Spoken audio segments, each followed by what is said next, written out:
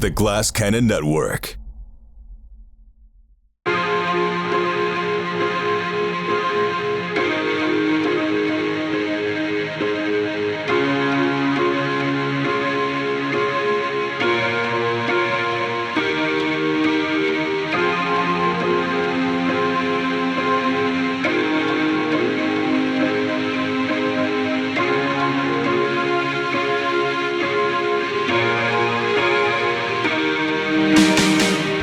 Good evening, fellow jocks and sports fans.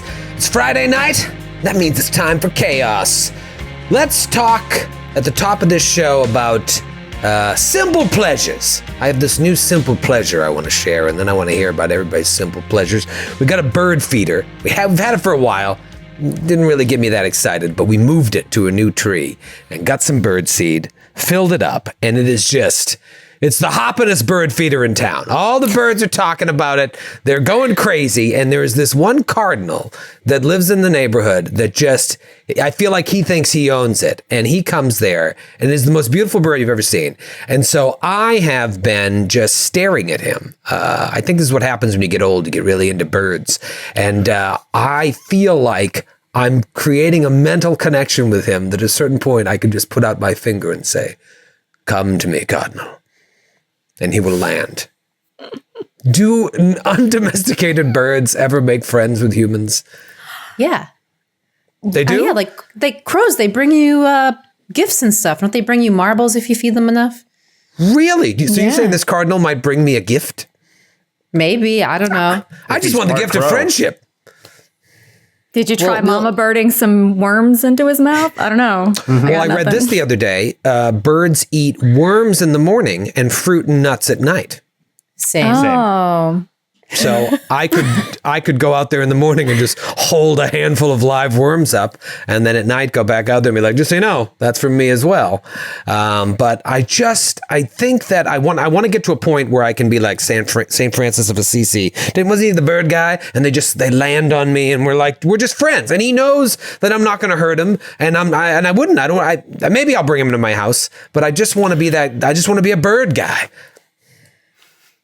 I think I can see you transitioning into a bird guy at some point. I think you already are there. It sounds like. I don't think it's either you are or you aren't, and now you are. Yeah. We got 2 turtle doves that live in one of our trees.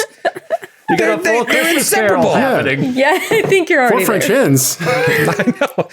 Next up is the 4 French hens. I don't know. Birds are very dirty, and some people say they're unlucky. But they're also untrustworthy. God, I don't know if you're coming or going with birds, man. You love them, you hate them. They're lizards. They're lizard. They have lizard brains. They do have lizard brains. You look at a bird, and it is not looking at you. It doesn't see you. Yeah. I will not stand for this bird bigotry in this conversation. I can't. No. We had a bird briefly when I was a kid. It was a parakeet, and it sucked. Well, just an asshole. Here's a sad story. Really split along bird lines. I saw a bird last year out in the yard, and it looked like it was struggling. And I was like, I think that's not a baby bird, but like an adolescent bird. And I could tell it just kept walking around, and it was chirping nonstop, and I could tell like it needed help. So I waited until it got late, and I started calling like the ASPCA or just like helplines, like wildlife places in the area. And finally someone called me back and they were like, yeah, don't touch that bird. Meanwhile, I'd already put it in a box and like gingerly saved. She's like, you just gotta put it out there. It probably fell out of its nest and it's going to eventually just figure it out or not. And I was like, I feel like I can save it. And so she was like, you got to go put it back. And so I took it out and I put it back and I came out the next morning and it had died. And it was tragic. I felt horrible. And so I dug a hole and I buried it and I had a little ceremony for the bird. And I feel like all these birds coming back, there's something here. I don't know what it is, but I'm a bird guy now. This was a simple pleasure. It doesn't sound so simple anymore. Yeah, this isn't a simple pleasure. This is a journey of redemption. I don't want to go buy a bird at the store. You understand? I don't want to be that guy. I just want the Listen, all who can of find nature birds to at a flock bird toward store me. in this economy? Yeah. There's a bird shortage. Supply lines. I got a bird guy. economy. Don't worry about it. The bottom's falling out. I got to tell you, Troy, my dad worked for many years for the U.S. Fish and Wildlife Service and would occasionally be on the other end of those calls you're describing.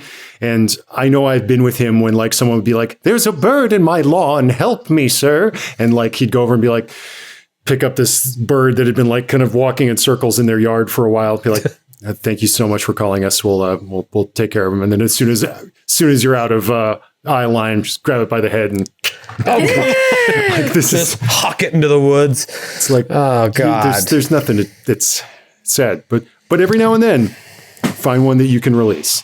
All right, so I found a bee recently. Did I tell you about the bee? I must Now be I'm a going bee through guy. something. I'm going through like male menopause. I found a bee, and I could tell this bee was in rough shape. And I was like, "Come on, bee, you're gonna be fine." And I'm like, "No, I can't have the bird situation again." So I left it out overnight. It rained, it poured, and I knew it wasn't gonna be all right. And so I go out the next morning. I'm like, "Honey, she's feeding the kids. I'm like, "I gotta go see the bee." She's like, "What are you talking about?" I slam the door, and I go out there and I look at the bee and it's there. I'm like, I didn't make it. And I just take a little stick and I poke him and his wings start flapping. That son of a bitch was still alive. So I'm poking him and I'm come on, bee. You're going to be fine, bee. And so I scooped him up on a little leaf and I brought him to the back and then I made some sugar water for him and I fed him. I cared for this bee for 5 days. It rained all 5 days. I came back on the 6th day. The bee made it. He flew away. He was fine. I am the learning so lifespan much of a about bee? you. Yeah. How many more days did it have? The bee's gonna live forever. And then later that day, I saw another bee, and he came by, and he buzzed right by me, and I was like, "Bet you that was him." That's the one. Just a That's little the one. thanks. That's him. Brought him back from death. No big deal. Yep. And you I once guys had a bring live any bee in animals my back mouth. from death this week? No. I once had a live bee in my mouth, though. Here we go. Now I did we're not talking. know.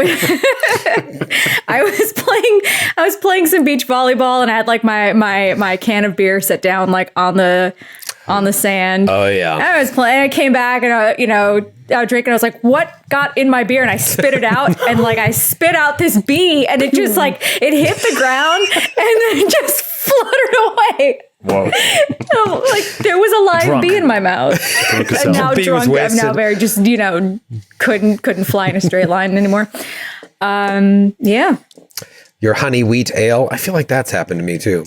Yeah. Anybody else have any simple pleasures that they're really into? Oh, right. Like, The Sorry, pleasures. I forgot what we were Like talking about. Besides Nora's bee cook-off. Trying to save living creatures from death. I mean, I like spending my Saturdays like 2.5 hours just like watering and or like prodding my plants. You're like a And real usually at plant the same person. time, like I do a tour of everything and everyone. I see what everyone needs. I water, I poke, I prune, I repot, I get another plant. All the while listening to usually a podcast. And that's my old lady thing that I do. Also, another thing I love to do is when like our local, like Brooklyn, like area local paper comes out once a month, I'll go get it from the coffee shop and I'll read it out loud to Michael standing in the kitchen. I'll be like, "Do you want me to read you the paper?" And he'll be like, "Yeah." And then I'll just like stand there and read the whole paper out loud. Did you find out when the next town hall is so you can Yeah. go? We need a stop Legit. sign on Main Street. Yep. My plants and I have been talking, and we think it's a dangerous intersection. Talk to me about the poking of the plants. Is that part of the? No, They love it. They love poking. Hey, you. You just kind of like, Much you like know, bees, they find it revivifying. you zhuzh them, you spin them around. You got to spin them around so that they grow evenly. They don't grow leaning towards one way unless that's what you want. Then don't spin them around. I do not have a green thumb. Ross, do you have a green thumb, or do you prefer some I got other? Do you collect stamps? I got a black thumb of death. No, I'm struggling to keep all the plants in the house and outside the house alive. But I feel like these days my simple pleasure is taking walks around my neighborhood and checking in on all the neighborhood dogs. Just seeing like, the little dog that lives next door, the young corgi that lives around the block. There's a pit bull mix up the street that is some like bizarre cocktail of dog DNA where he's jet black with one of those underbites. So he's got two little reverse vampire fangs that jut straight up. And he's like just this little underbite pal. Yeah, I'm I'm out here like learning dogs' names and forgetting the owners. That's my hobby. This is what the pandemic has done. It's forced us to find new ways to entertain ourselves. Rob, what are you doing these days? Poking plants, eating bees? I went to my second ever open mic night for some stand-up comedy. A little tight five? It was horrifying.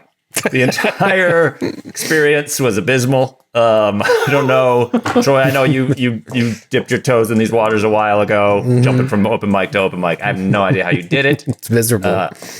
Just 2 hours, just waiting 2 hours and watching people immediately talk about how terrible they were on stage. Like, just be like, "Oh, this isn't working." Like, it was a mantra. And then you get up there, and you're like, "I'm not going to do that." And then the first joke doesn't go over, and immediately it comes crawling up your throat like a worm that you try to stab inside your body. Good right? connector. Just to bring it around. Good segue. Comes right up, you got to stop it, because immediately you just want to be like, "Well, this sucks."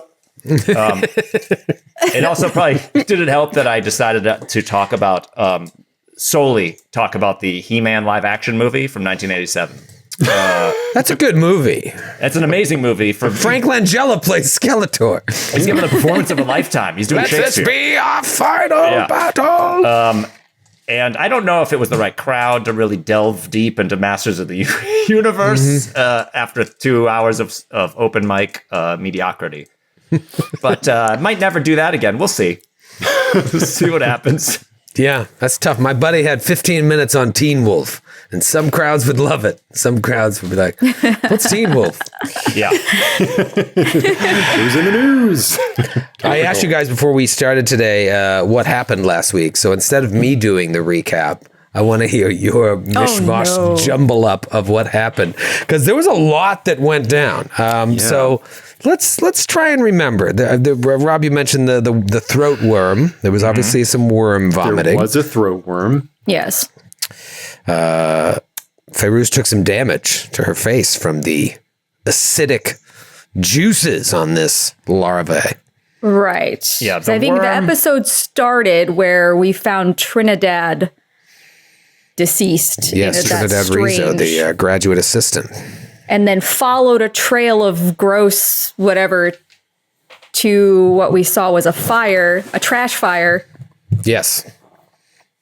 And It was a tense moment. You didn't know what you were going to run In the into. professor's office, I believe. Oh, no, was the trash fire in a closet or It was something? in like a janitor's It was a closet. And distraction trash fire. Jackson Elias was there, yeah. distraction right. trash fire. Jackson Elias had been coaxed away from the professor's office by the same fire that we had followed. And so then when we hot-footed it back to the professor, he had a bunch of opalescent goo on his face. Oh, right. Right. He kissed me. He kissed me. Which I attempted to stab. In his body, while it was in his body. We saw critters crawling under his flesh. It made sense at the time. I think I made an incision. Did I make an incision for the thing? I believe you guys did try surgery and failed, and it made him, you failed For so some poorly. reason. It made him vomit, and this thing just Don't know why. came out and then was looking for a new host. Right. Yeah, which was not going to be my mouth. No, it tried though, and that came. tried. I'll be honest, from behind the screen, that came a lot closer than I thought it would to entering you, and then someone else would have to slice it out of you. And One then Kate's rules- character smacked it with a lamp. That's right, the old lamp to the Miraculously. face. Yep. Yeah. Took it out. And then didn't Ross just put like a cup over it at the end? Yeah, It's a standard move. just like this teeny little super guy, just right over it. Just a teeny. Yeah, no, it died, and you were like, I'm not taking any chances. Let's put the cup over it. So then Jackson Elias said, I'll hang back here and like get some medical attention to him. We got to deal with this body downstairs. I know people around here. I'll take care of this. What is your plan? And then you guys were like, we should look into de Mendoza. Yeah, Yes, because Margot found the book Yes. that had that passage that talked about Mendoza being alive like way the fuck long time ago. Hundreds of years ago when the conquistadors came. Yes. Back in the 16th the diary century. of Gaspar Figueroa. Yeah. That's and it's a right. good rule of thumb when you're about to embark on a camping expedition with somebody to make sure they're not an ageless vampire. Yeah. So that was It's just our standard goal. procedure. At minimum. So yeah, you were kind of blown away when you read that because you're like, is this the same to Mendoza? Oh yeah, just also there was like what we discerned was maybe a chunk of the gold from the underground passages of the step pyramid we're headed towards, and it looked as though there was some burned flesh on it, as if contact with it had lit ablaze whoever had touched it. Right, like someone had tried to touch it because there was this box that looked like it had been ripped open and that thing was sticking out. It did give the appearance that someone went to grab it, but this gold singed their skin. And then you made some connection between this chunk and something you read in the diary, if you remember. Yeah. I don't remember if I showed this during the stream, but I will show it now. You'll see the gold artifact from the museum, and it has all those little symbols on it and little things coming out. It's just a chunk. It looks like it belongs to something larger. We left that back there, right? We didn't actually. No, take it. I think you took it. No, we didn't take it, No, but I okay. made a charcoal thing of it rubbing That's on We the were right. side. terrified of it burning our hands, Yes. Or being cursed. but in hindsight, maybe we should grab it. Well, you do have at least one day before this caravan leaves, but more importantly, you went back to Hotel España, where you're not staying, where Larkin and de Mendoza are staying. You ran into the kindly old woman who works there, Petronila Cupatina, and she informed you that they're staying on the 4th floor. That I think you determined that de Mendoza wasn't there, right? That like, oh no, he left. Yeah, we were going to try to snoop because we didn't want to lead on. We're just going to play dumb and not lead on that we know any of this information going in. See how he reacts. So you go upstairs, you break into his room, and he's not there. It's spotless. Looks like it hasn't even been used. There's no luggage, no anything. Although, as you're searching the mattress, you find this mirror that's kind of in the shape of a mask. Very, very strange artifact. And Margot looks into it and this is my favorite part of my notes. sees some visions. And I want to hear how you wrote these notes down because it's pretty spot Starts on. out fine. Ancient stepped pyramid on plateau. Pyramid breaks apart and crumbles. White tendrils with maggots reaching out from remains of pyramid. Cover hole mirror. Maggots go away. Maggots reform on ground. Turn into people dancing. Thousands of people orgies. Killing blood orgy. Thousands of people blood orgy on mountain. Which, incidentally, is how I felt after that open mic. That's comedy open mics are true cyclopean eldritch horror. It's just like the walk home was not great. You always have to make a sanity check after. Yeah. Now, Coming to the stage, you've seen him in the center of the universe, dancing to the panoply of mad pipers that rend chaos itself. It's the crawling chaos. Have you ever noticed? You ever noticed how when you behold a space so infinitely large that you feel so small in comparison it breaks your brain? Anybody? Am I the only one? Anyway, kids, right? after Margot has this trip Fellas. through maggots and orgy land, you come back and you're like, adjoining room over here. This must be Larkin's room. Why don't we go snoop in there as well or take a peek? Let's take a peek. The door is unlocked. You open it up and you see a room in complete disarray. You're smacked in the face by that eau de cologne, that like overwhelming stank that you smelt at the bar Cordano when you were meeting with him and de Mendoza and met Jackson Elias for the first time. Then Jesse Hughes. And you see Larkin just snoozing in a chair with his shirt half open. Those black veins and blackness coming up his arms, and this tattoo of like some spiral and creature holding the spiral. And we ended last week's episode with Larkin's eyes opening. So we'll pick up there. And you see him sort of struggle for a moment to figure out where he is. Almost, you just see him like, what did you ring? Did I let you in? And he's kind of looking in the direction of this doorway where you're all standing.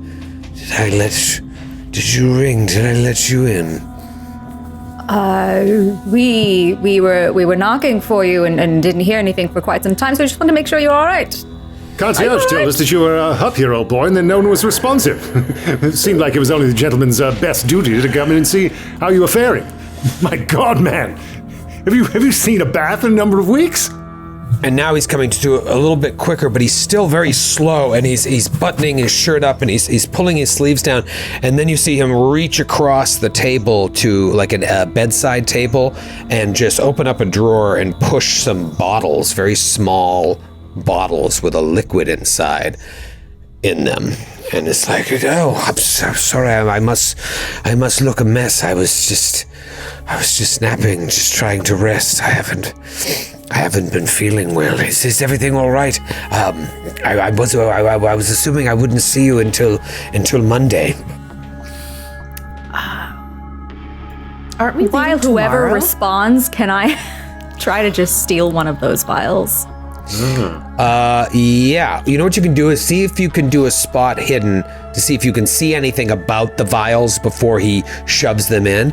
And if you roll a regular success, I'll let you know something about the bottles. A hard success, I'll say one fell to the floor and you can kind of kick it back into your room so you can grab it.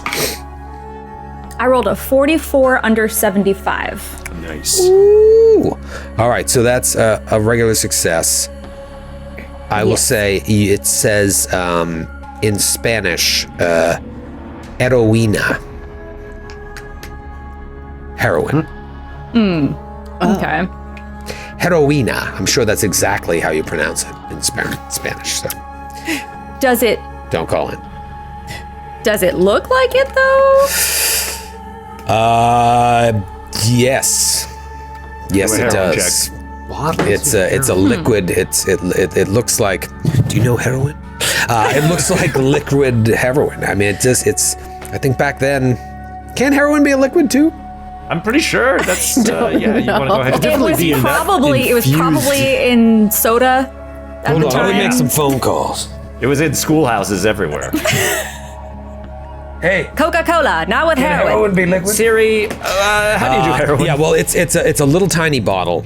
It says heroina and it's liquid, and now you see these marks on his arms, and I think you even noted afterwards when you were thinking about his state at the Bar Cordano that like he seemed like he was going through withdrawal, and so it all adds up. He's might be some kind of an addict. Okay.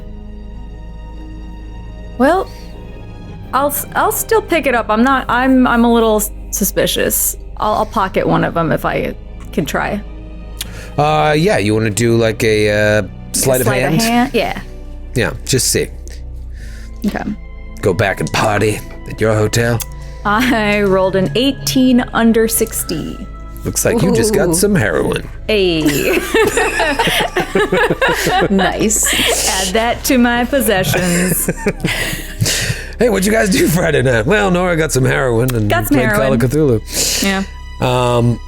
All right, so now he's kind of he's trying to gather himself, but all of his motions are slow. He's very like slow to the go, and he's like, "Well, I'm a right mess at the moment. Perhaps you could just give me let me be, and we will speak on Monday. I'm embarrassed to look like this. I wasn't expecting any visitors, and he seems really agitated. He's not being rude, but he's kind of embarrassed, kind of not all there. Yes, of course. No doubt travel exhaustion or something. What? Nothing to be ashamed of, old boy. You haven't seen Mendoza round, have you? Mendoza, no. I saw him earlier. We had lunch, and then we went our separate ways. I wasn't feeling well, and so I've been here for the greater part of the afternoon. Must have my strength, obviously, for this expedition ahead. So I haven't seen him. No. I'm wondering while all this is going on and everyone's talking, if Margot can maybe try to be more perceptive just based on Larkin and roll a psychology check on him, since he seems out of it and then irritated. Yeah, absolutely. Psychology is the perfect role to kind of find out, is someone hiding information from you? Are they lying? Or are they being purposely obtuse? Also, real quick, were we supposed to do a luck thing to see if we can, just in case this affects Kate's roll? Were we supposed to roll for luck or something? I had it in my notes and I totally forgot. Obviously, beginning of the session, we roll to see if we get luck back. So yeah, Kate, before you do that roll, just in case you want to use some luck on this roll, everyone roll a luck check. And I forget. It's a D10. Well, shit. If you pass it, first you roll a D100 against your luck, and then I think you have to get over your luck. And if you do, then you get a D10 back. Okay. Nice. I did. If I'm incorrect, let me know in the chat. I did. Oh, you did? You guys rolled over, so you failed. And now you succeed by getting D10's worth of luck back. D10. A D10? Sick. All right, I got 6 points. Ooh. Got Rob, have you hit the luck bonus yet? Remind me now, with these dice, I've got all zeros. Oh, Is that a 0 or is that 100? That's a 100. So yeah, Okay. you get a D10 back because you failed. Great. And Ross, what'd you roll against your luck? I rolled a 70 over 45. Great. Then I rolled a 10. My D10 scored me a 9. So Oh, beautiful. Nice. Nice. Kate Bumped up Margot quite a got 8, and then Rob, what'd you end up getting? I got a 5. Beautiful. The luck economy is flowing like wine. It's flowing like heroin. Kate, give me that psychology roll. All right. Trying to deduce their motives and see if they're hiding something from us. I think that's 32 under 50. Okay, regular success. You get the sense that you almost don't get the sense that he's lying so much as there's blind spots in what he's talking about. And so if he's being duplicitous at all, it's because he seems unsure about certain things, if that makes sense. He's so out of sorts. You don't know if he's purposefully lying or just kind of unaware of some of the things he's talking about. Are you sure that you're going to be okay tomorrow? Yes, I'm sure I will be. I certainly will be fine by Monday. I'll take the entire day tomorrow. This malaria, I don't wish it on my worst enemy. It is been a lifelong disease, and when it picks up, it gets quite bad. And he's itching his arms. Oh, is that the reason why your friend Mendoza isn't around? We also knocked on his door. What do you mean? What? Well, we wanted to see that you were all right. So we went to go see if he knew where you were. Yes, as I said, we had lunch and then we went our separate ways. I'm sure he's out and about. He has friends here in town. I know that I'll see him on Monday morning. I trust him. I trust him implicitly. So I wouldn't worry about De Mendoza, and I wouldn't worry about me either. I'll be fine. But right now, I'm frankly embarrassed. My room is a mess here. I wasn't expecting guests. I don't remember how you got in here. But I am fine. You don't have to worry about me. I know I must look a fright, but I will be clean and polished for our journey on Monday. Is everything else going well? You spent some time at the college today, yes? Was that your plan? Did I know that was your plan? Did you share that? I can't remember. I can't remember, but let's say yes. I believe Mr. Elias had mentioned that he had a friend there. Did you escort him there? Did we escort? Jackson Elias.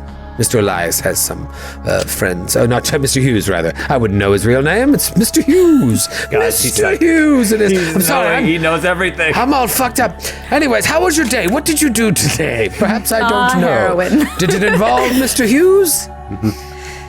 Oh, nothing. It was just a very eventful day. Yes, well. Just getting a little brief history before Yes, we head well, I'm out. sitting and trying to catch up, old man.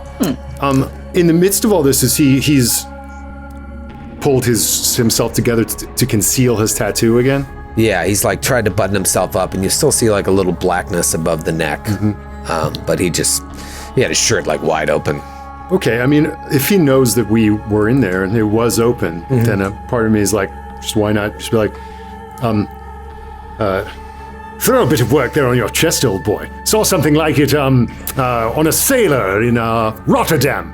What do you have there? The Queen Mary? Some ship with a line? Anchor?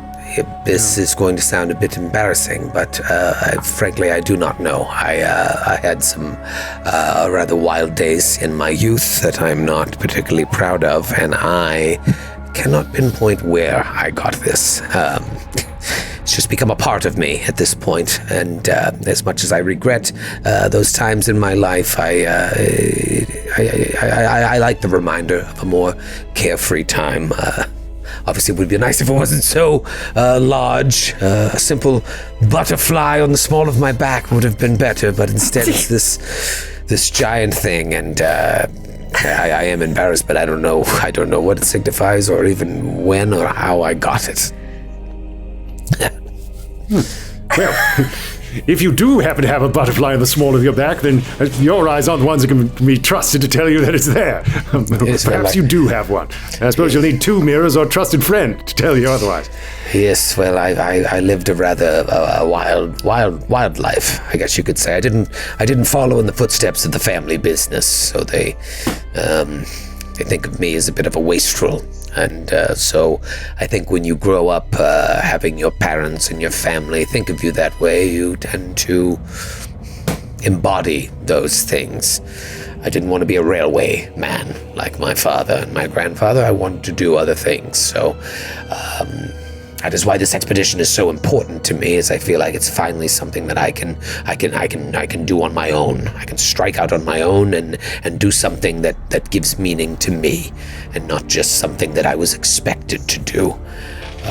The flip side of that is that it was a long road to get there, and like all of us, I'm sure I have some things that I regret. But as for this, it's not something I show off, but I'm sure a day will come when I will determine the meaning and why I have it. Well, if your family could see you now, they would just be like, wow. So proud. Yes, well, they don't speak to me any longer, though they are good to always send me a check at the end of the month.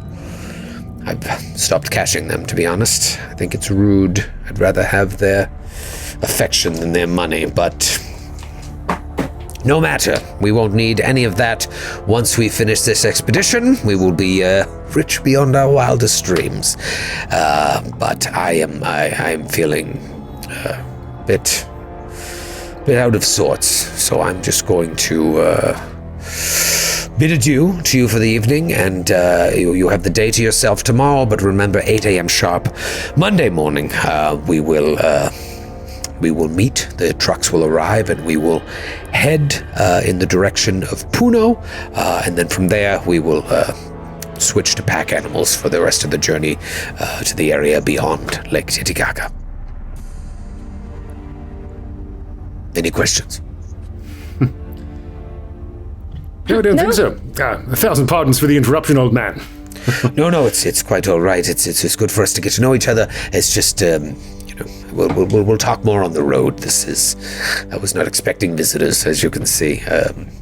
I promise I keep a cleaner self on the road when I'm around other people.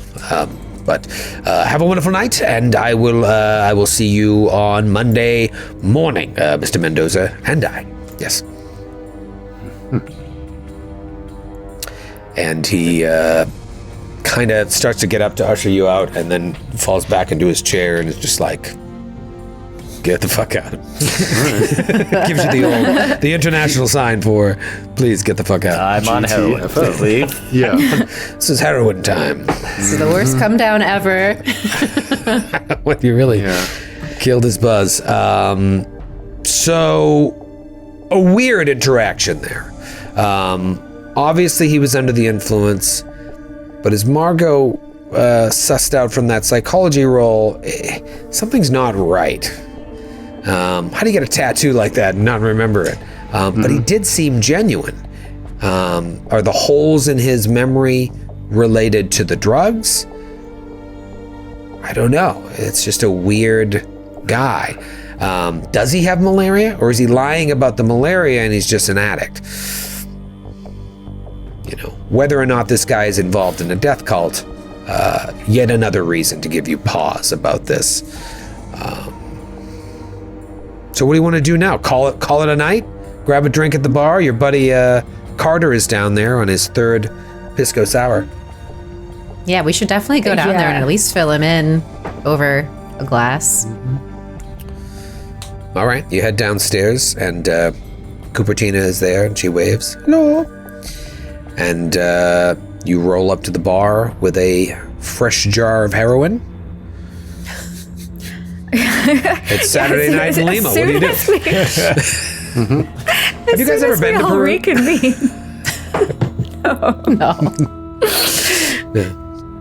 As soon as we all reconvene, I'm just going to like just forgetting that there's a bunch of people nearby, just set it down on the counter and just be like, that man was goofy on the devil snake juice. The bartender thinks it's a tip, grabs it, and smiles. Eat gas. That was goofy on the devil's snake. What do you guys want? I just want to reiterate, that means absolutely nothing in actual, I have a thing for the slang of 1920s, and I didn't find anything, so I just made something up. Oh, It works. That's the only reason you took the heroin. I was like, oh, this terminology thing has failed me. You guys walk in, and there's several empty cocktail glasses in front of Carter, and he's staring at like a cocktail napkin and really trying to turn it into like a paper airplane of some kind. And then he sees you guys like, guys, yeah, I've been keeping eyes wide open for De Mendoza. He hasn't come by yet, but my, just eagle vision the whole time here. These drinks are killer, by the way. You guys really gotta. What happened up there? Good to see that we're being kept overwatch by the redoubtable Mr. Tillinghast. Head on a swivel and all that. Oh yeah. Just, don't let the porcelain left eye fool you. The right eye sees. What is it about when you lose a sense, the other sense comes back? I lost half my vision, but then somehow doubled my vision with one eye. So you're back anyway, to these square drinks one. are great. Is that heroin? Some diabolical snake venom here. Found this up in Larkin's room. Whoa. Scores he's of a it, junkie, all eh? over the place.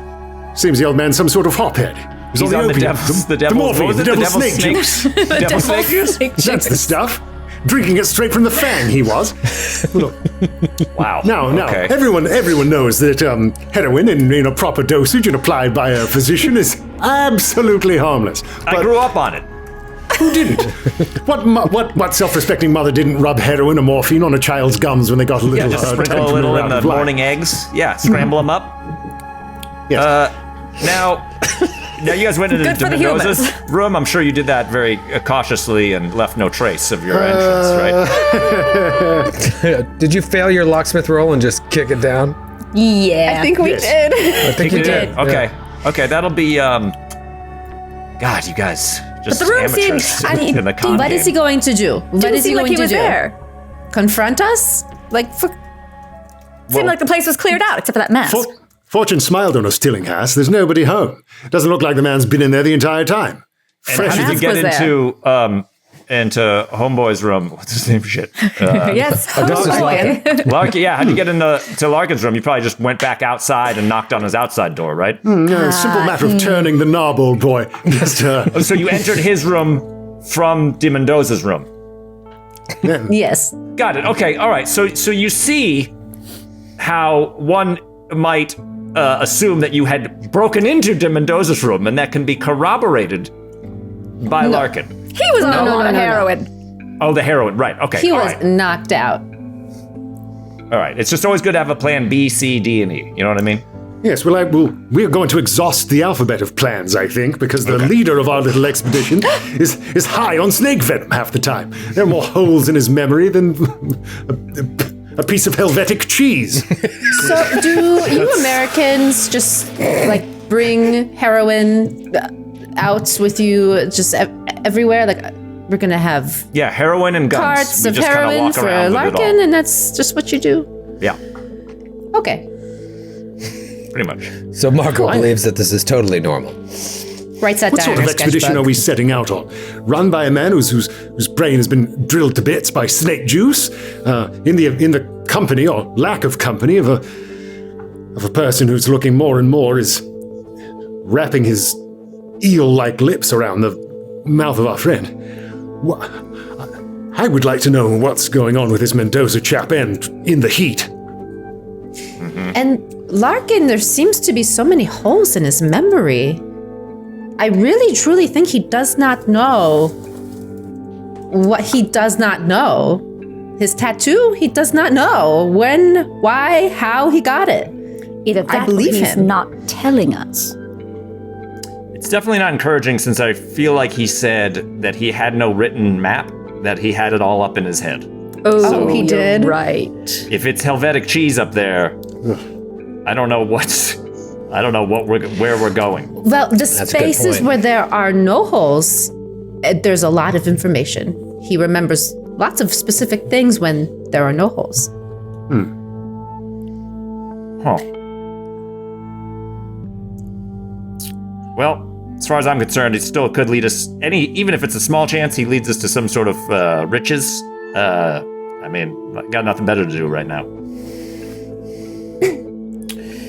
So you're hanging out there, talking, going over everything that you did up there, catching Carter up on things, and realizing that Carter was probably the perfect person to go up there and do the breaking and entering as you get to know each other. And eventually, Elias shows up. Obviously, that was a faux pas on my part. As far as Larkin and de Mendoza know, his name is Jesse Hughes. But obviously, you know at this point, he revealed to you that his real name is Jackson Elias. And he comes back and he tells you that he had what's his name? The Professor Nemesio Sanchez is in the hospital and he is in stable condition, in spite of the botched surgery and the larva that was eating away inside of him. Obviously, Trinidad Rizzo is dead. The police. I mean, he didn't tell them that, like, possibly a vampire killed her, but the police were very confused as to the state of the body, and that just, he kind of talked it away, but you can see in his face, he's got a completely different complexion now, because this is a guy that doesn't believe in any of this stuff. And even though he saw Trinidad's body, he still has a hard time making these connections.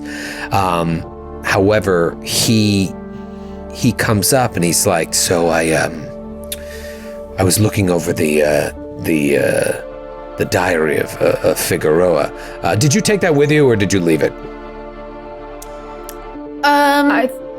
I guess if- we could have left it with him If you wanted to didn't look at leave it with him, but or if you took it, either way, he could have been like, I was thinking about it. Or if you did leave it, then he took it with him.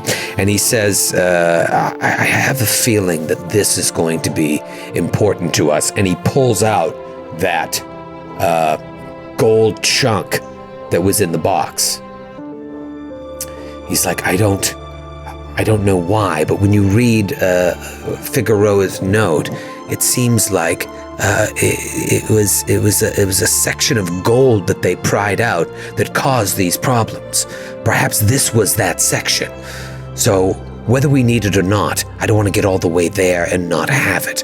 I'm holding it, and it's not doing anything to me, but I feel like this is something we may need. Now, is it the section that was torn out? Does this have anything to do with anything? I don't know, but I just wanted to make sure that we had our bases covered, so I'm bringing this with us. I'm bringing the diary.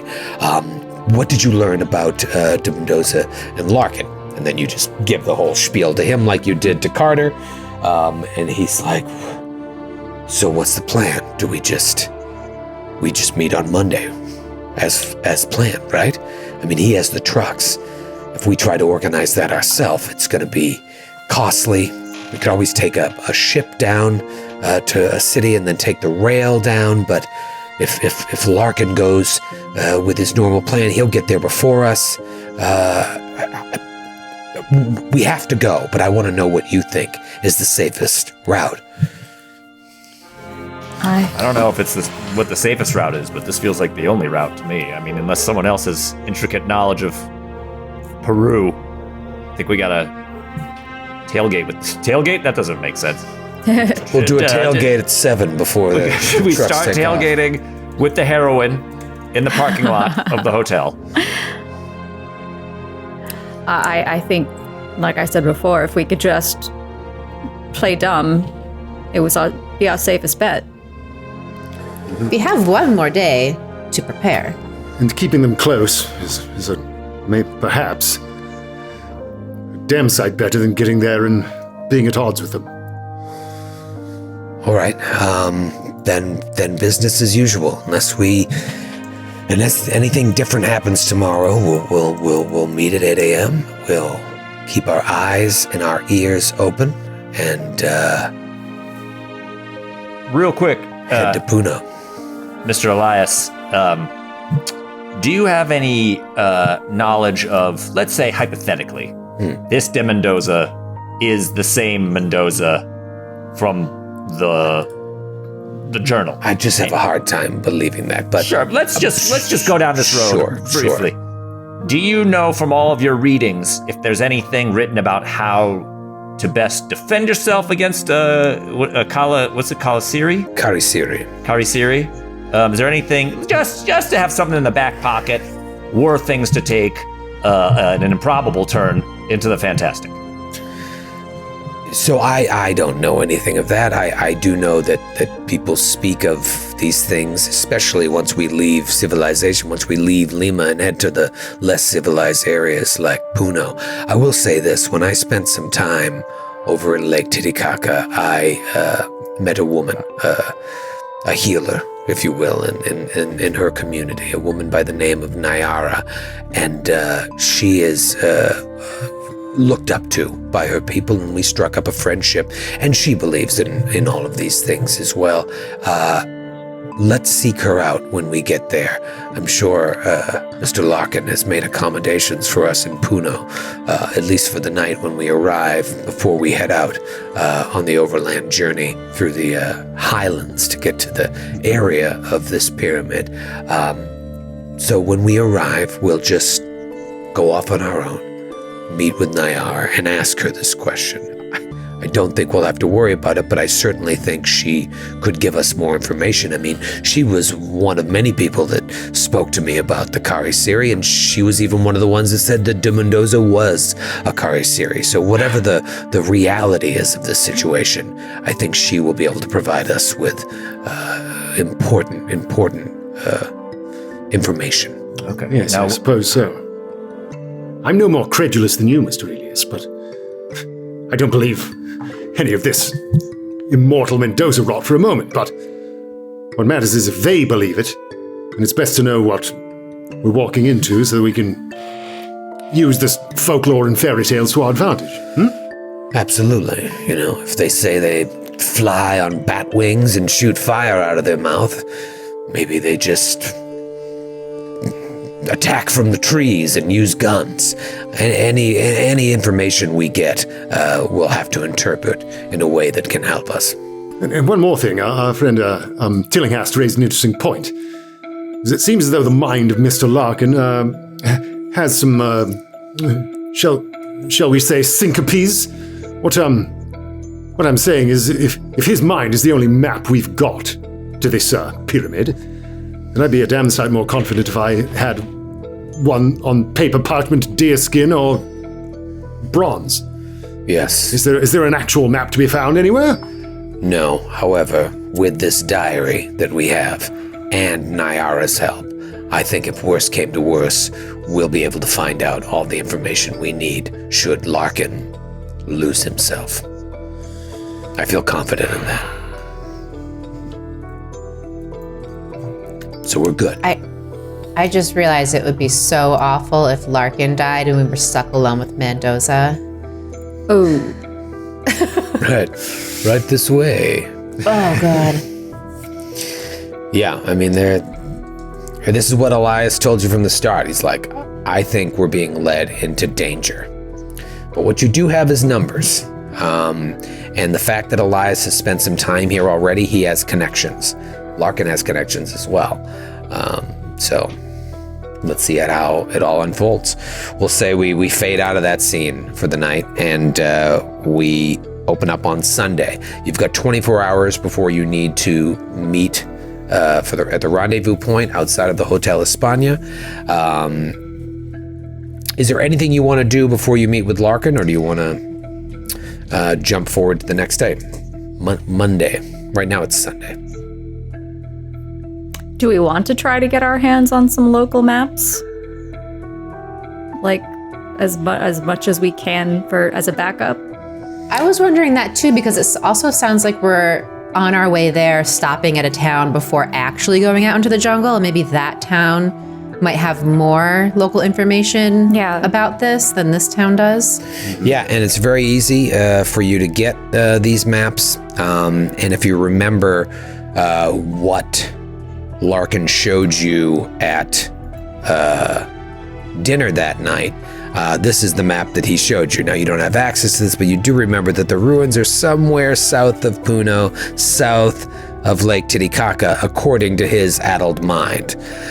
So you could absolutely go into a gift shop, get a map of Peru, a map of the area here, and even get a more detailed map if you wanted to. But generally, you think once you get to Puno, it's just got to head south. Head south to an area where no one else goes because the locals are afraid of the legends of that area. I feel like unless we do something together, I definitely want to get like a knife. Because I don't have like any self-defense of my own, and like I don't feel like I can fully trust everything that they give me.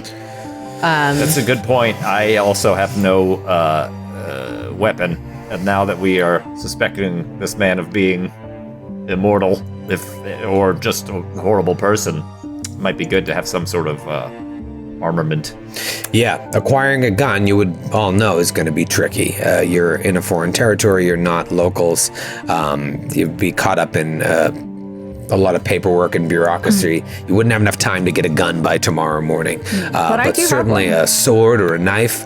A sword? Jesus, I wasn't expecting that to be the alternative. You're going through the jungle, get a machete or something. Mm-hmm. It wouldn't be suspicious. Yeah, and that wouldn't raise any suspicion. So yeah, that's a smart idea. If you guys want to go to there's a store called Knives, right across from the hotel. And they have all sorts of knives. You could certainly get a machete or a combat knife, whatever you want, and it wouldn't raise any eyebrows. I also do have a compass. We could use that as a weapon. That we could just throw it at somebody. For in case we need to map our way out alone. Yeah. And part of me is like, maybe Villiers has a kind of a sickening thought that, like, if perhaps as much as the brain keeps bringing you back to ridiculous supernatural ideas, maybe the hold that Mendoza has over Larkin is perhaps he's just his supplier of the devil's poppy. If I could, so maybe Villiers just wants to get some like cough medicine or something, so that like in a pinch he's got something to turn the screws on Larkin if things get desperate. So you want to head down to maybe the less reputable areas of Lima and see if you can score some H. Yeah, score some. Okay. The Obviously, streets call it the devil's snake juice. right. You want to get the devil's snake juice now. This is a first for any TTRPG I've played. We're going on a. Now we need to know what the Spanish translation of that is, because that's what they would call it. Heroína. Oh, El Diablo's Juice de Snake. Juego de Diablo, probably. Yeah, Hugo del Diablo. Yeah, I think it's Hugo. Fugo? I don't know. Yeah. Fuego? Okay, so you're trying to buy illegal drugs. Obviously, this is Also very dangerous. Is there an illegal drug skill? No. Well, this is what I'm what is looking that? at because I'm curious here. I think you're going to be able to score it, but it's always fun to roll Well, dice. is that like a fast talk? What is? Well, here's the thing: you don't speak Spanish, and you've got to first see if you can find a drug dealer. In this year, would it not be? And this is my own ignorance.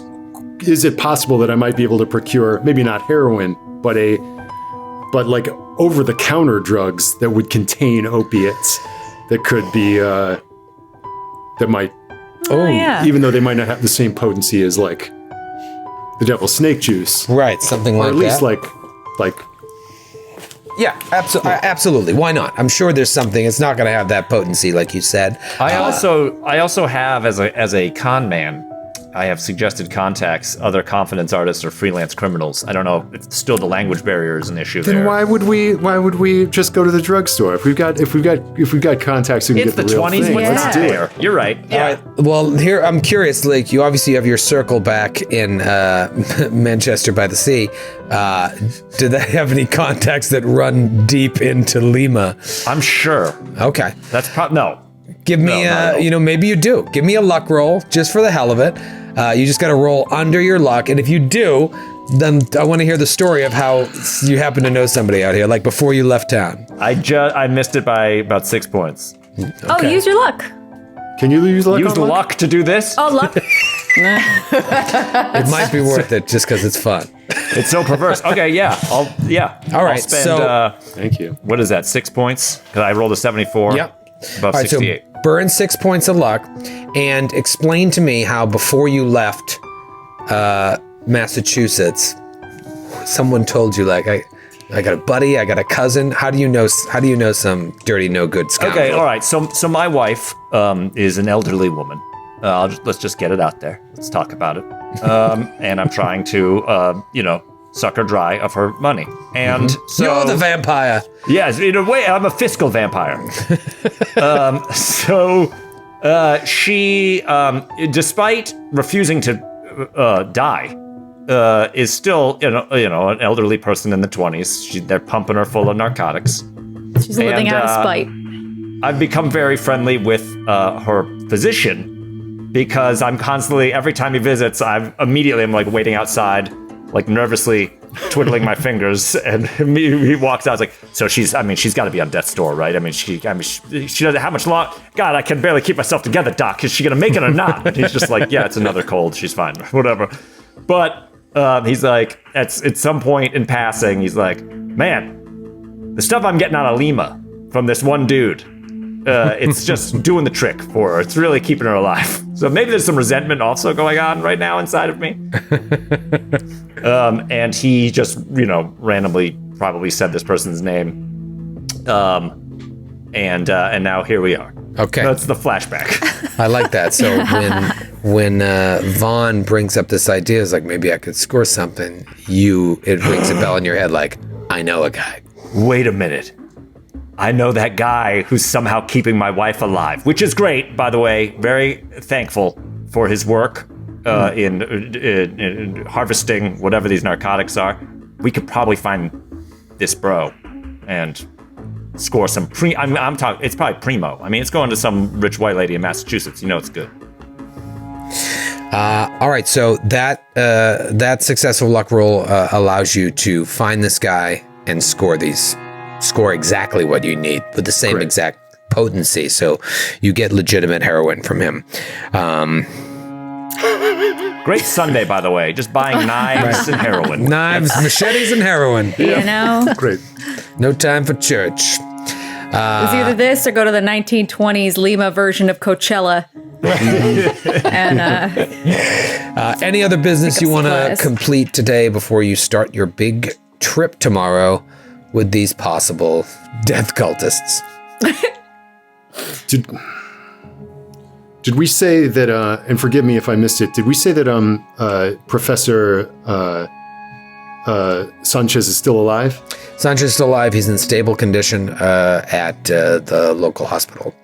I want to go to him. Okay. If I can. Yeah, absolutely. And I'd love to take Flowers. Yes, I would like to take Flowers and That's Margot. nice. That's just nice. Flowers and Margot. Okay. But that's, and I don't know, is because I'd like Margot with her artistic talent to do a caricature of Mendoza. I want to know if this was the person who did it. Oh, okay. Oh. All right. So you go to the hospital and 40 chess. just At happens first she to be. scoffs at you for asking for a caricature, but then she sees you want realistic personification of art of a person, capture their essence to really show someone who they are. Yes, however you wish to put it, a character. You can have him do anything, riding a little bicycle, whatever. I got you. This is a great idea. Faces. he's wearing a little hat with the little pinwheel thing on top.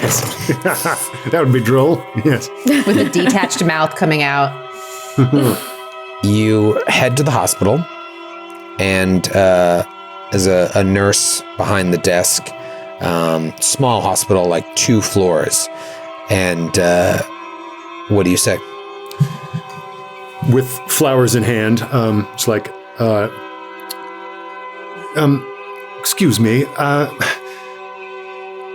my cousin of mine, not by blood, but very much related, Mr. Sanchez, I believe in your care. I'm just love to be delivering these to him, if you would be so kind. And she looks and says, Sanchez, is he, and gives the international sign for 1 second. You see her walk down a hallway, and she talks to another nurse, and they're talking, and they look up at you and Margot.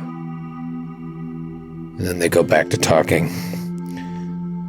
And then she comes back, and she says, yes, he is down here, just waking up, right this way.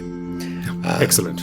And she walks you down a hallway, and there's like a glass window, and into that room you see Professor Sanchez lying there, and I mean, he looks horrible. There are like burn marks all around his mouth where, you know, whatever did this to him latched on and most likely put this larva inside of him. And he's just like heavily drugged for pain.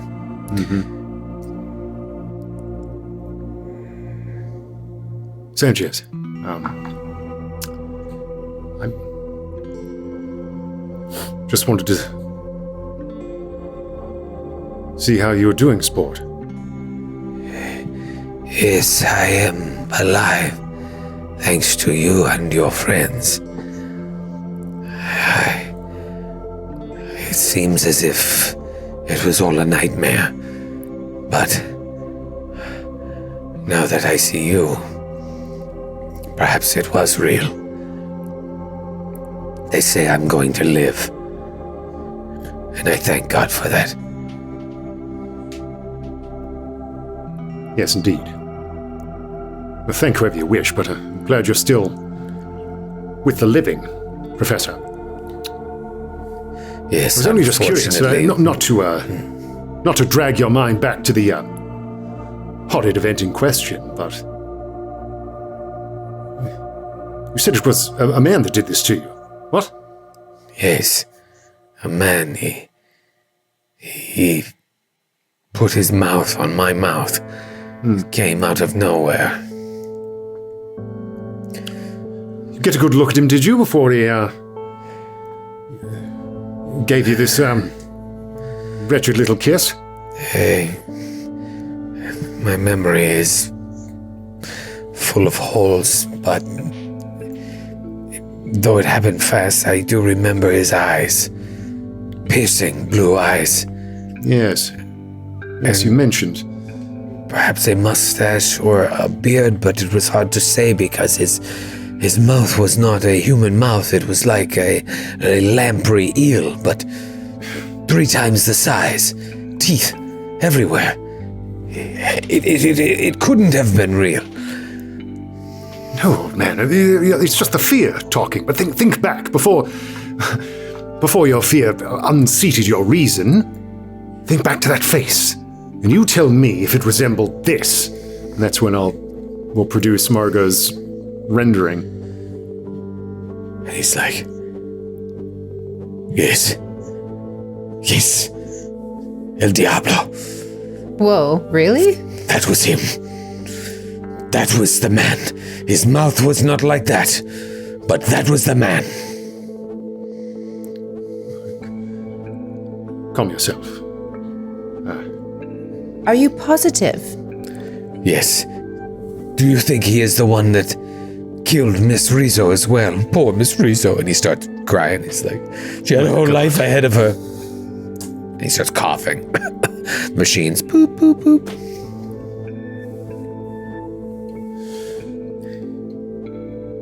If that's so, we damn well better have eyes in the back of our head for going up the mountain with that.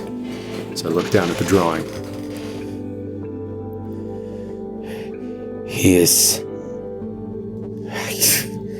must be what they say he is. I've never believed in these creatures, these ancient gods, or any such folklore. But perhaps they are real. If they are, you are in great danger.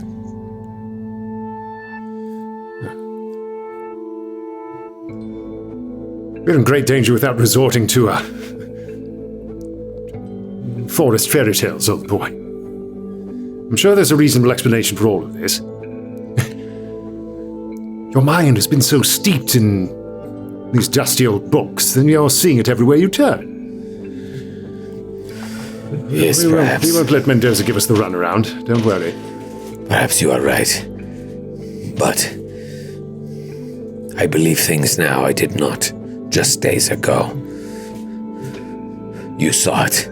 You saw that thing crawling on the floor that came out of me. There are dark happenings going on under our noses. Yes, I don't precisely know what that thing was, but there are all sorts of strange beasts in this hemisphere that I'm not aware of.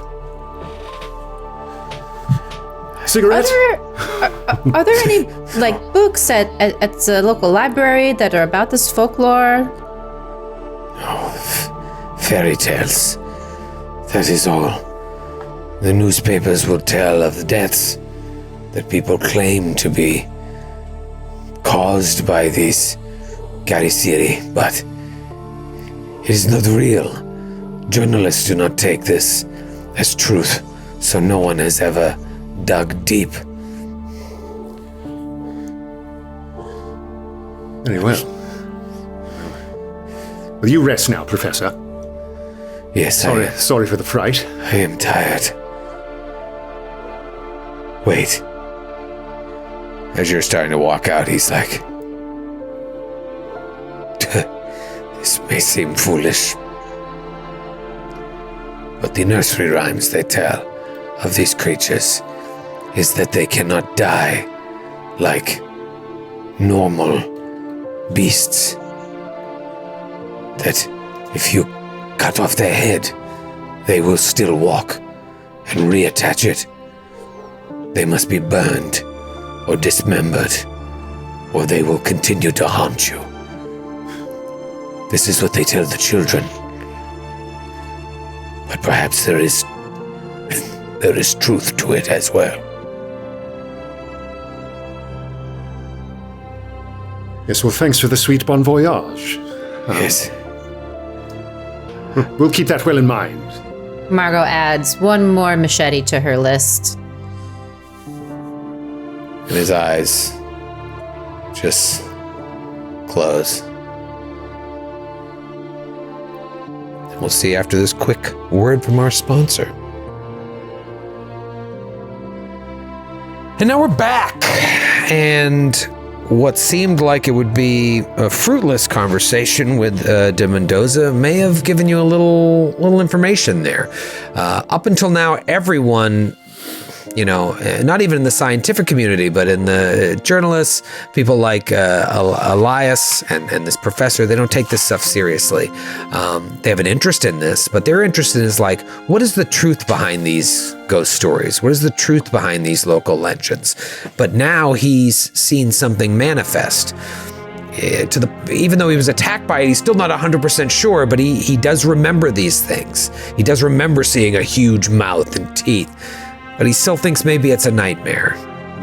But he does say, the fairy tales say, cut their head off and they'll still get you. Gotta burn them. They're gonna be burned or dismembered. So you've got a bit of a situation here. Anything else you want to do on Sunday? Yes, I would say we should probably purchase, lamp oil that we could tear some cloth and make a torch and light it up. Yeah. Anything that will burn like that.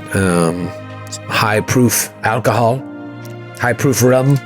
I mean, I don't know if that'll last the whole trip, though. I know That's people true. aren't It's a going to wild drink group. lamp oil, so... That was already on Vaughn's shopping list for different reasons. They have 2 jars of heroin. They've only been here 3 days. Do they have waterproof matches and stuff? Because now outside of lamp oil, something to make a fire in case we need to burn a body, I guess. I mean, I think Vaughn is a chain smoker and has a Awesome. lighter. A Zippo, a 1920s Zippo. Little trench lighter. So Margot buys a second machete. You guys get some lamp oil and just make sure you have things that can catch fire. And Jackson, if you see him at all during the day, he checks in with you, and you can see he's kind of fired up. Even though there's danger, you can tell he kind of lives for this. He's like a gonzo journalist. He likes to be in it. He wants to know exactly how it all works. And for months now, he's been on this trail, and now tomorrow you're leaving. So maybe that gives you a little bit of hope, because there's a lot of fear surrounding this. But he seems pretty excited. Yeah, I think Vaughn is a little similar, where there's a lot of fear, but it's like the limit experience of it is thrilling. It's like see something that people have only seen in dreams. So many people are frightened of to see. Test all these wild theories, put them to the test of reason. Yes, something to that. Although we must keep our eyes open, for there's no two ways about it. We're going into the jungle or up the mountain with a murderer. Carter just walks up to Vaughn talking to himself. Yeah. Don't know how we did it. Carved that ring out of the poor girl's chest. There must be some strange jungly disease. Vaughn, buddy boy, hey, whoa. Everything all right, man? God, Tillinghast, don't take this the wrong way, but I never get used to seeing your face. I mean, at this point, it's some of the least horrific things we're talking about. So at this point, I've never felt more comfortable. Yes, well, have you ever come to grips? You ever come to grips with a man Tillinghast? You've ever had your back against the wall and had to use one of these? He pulls out his pistol. My past is shrouded in mystery, sometimes even from myself. Well, you need not tell me everything, but it might come to it, old boy.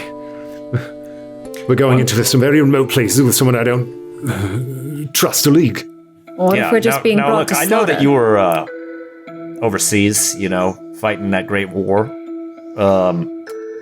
Everything okay now? You feel level? I mean, we already got to worry about a potential vampire guy here. I just want to make sure, we can trust you too, right? You're going to keep it together? Of course, old boy. Everyone calm down and have some heroin. Yeah. And you see, for a second, Vaughn is probably taking you seriously, like, no, right, of course.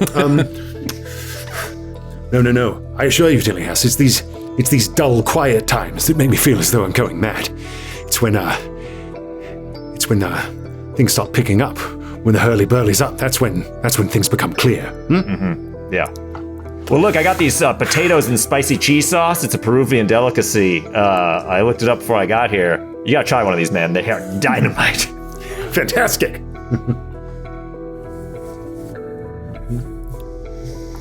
And so Sunday passes as well. Your third day in Lima and your last night.